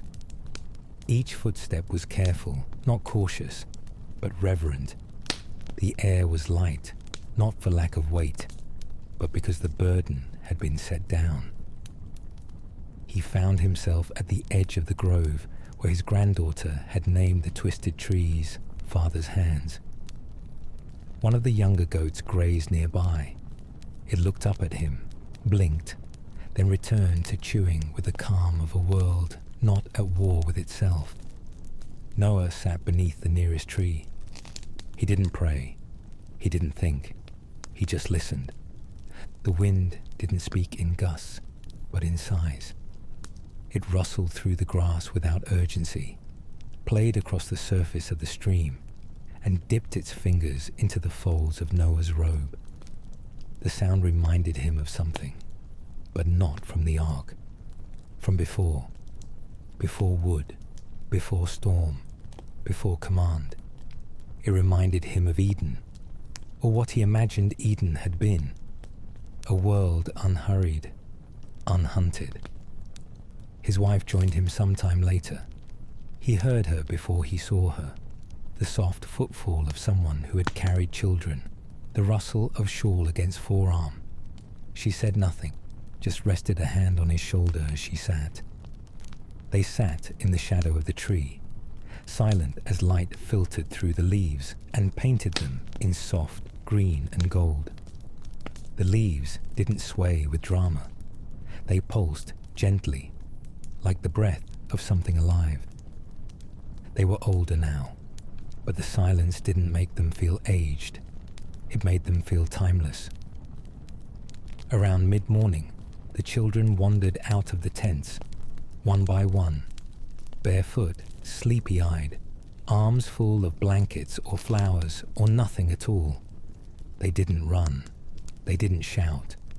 They moved as if the day itself were a lullaby. One climbed the hill known as Resting Back and lay on his stomach to watch the clouds. Another curled beneath a tree with her eyes half closed and a blade of grass in her fingers. A third child traced patterns in the dust, not to draw, but to move, to participate. There was no schedule. There was no need. The older sons woke later, rubbing their faces, stretching their legs, and glancing toward the tools stacked near the supply tent. They paused, looked at one another, and then sat back down. A silent agreement passed between them. Not today. One of them grabbed a fruit and leaned against the wall of his shelter, peeling it slowly, bite by bite. His brother fetched a bowl of spring water, drank, and handed it to the next without a word. No orders were given, no tasks recited. Everything that needed to be done could wait, and somehow that didn't feel like neglect. It felt like reverence. By noon, the camp was a gentle sprawl of life. Children lay in shaded patches, arms and legs flung like starfish. Mothers braided each other's hair without speaking. One of the elders sat with his eyes closed, not asleep, just full. Even the animals seemed caught in the quiet. The goats dozed with their legs tucked beneath them. The birds didn't call. The foxes watched from the tree line, curious but unbothered. It was as if the world itself had taken a breath, not to prepare, but to enjoy. Later, someone gathered fruit, not in baskets, but in arms, just enough for the moment. They passed it around, soft figs, yellow melon, berries still cool from the morning shade. There was no table, no place settings, no rush. They ate while lying in the grass, some with heads resting on others' legs, some staring at the sky, some humming without melody. Noah's wife broke her fruit in half and handed him the softer side. He laughed softly. She always did that, kept the firmer side for herself. He bit into it and tasted more than sweetness. He tasted stillness. That evening, the fire was built, but not out of need. Not for cooking, not for protection, just to gather around. The sun melted behind the trees in long golden streaks. The stars arrived slowly, one at a time. Each one announced with a whisper or a pointed finger or a hush of awe. They lay together on woven mats. No one told a story. There was no need. The day had been the story. Noah looked up at the sky. He remembered the first stars he saw after the storm. How hesitant they had seemed. How unfamiliar. But these were friends now. They blinked above him with quiet certainty. And in their blinking, he felt no loneliness, no ache, no question, just belonging. Someone hummed, the same tune from the night of the rainbow, software unfinished, and the others joined in. Voices low, untrained, uneven, but beautiful. Not because of the sound, but because of the space it created. A space where silence and song were both welcome. A space where rest was not idleness, but worship. Noah took his wife's hand and closed his eyes. He remembered the flood, the long waiting, the tight spaces, the wood that groaned with every wave. But he did not feel their weight anymore. They had settled, like silt beneath a river. He whispered, "We made it." His wife smiled, "Yes." Then after a long pause she added, "And now we rest." That night, they did not post a watch. There were no sentries, no alert ears, no sharpened spears by the tent door. They simply slept, and the earth did not stir.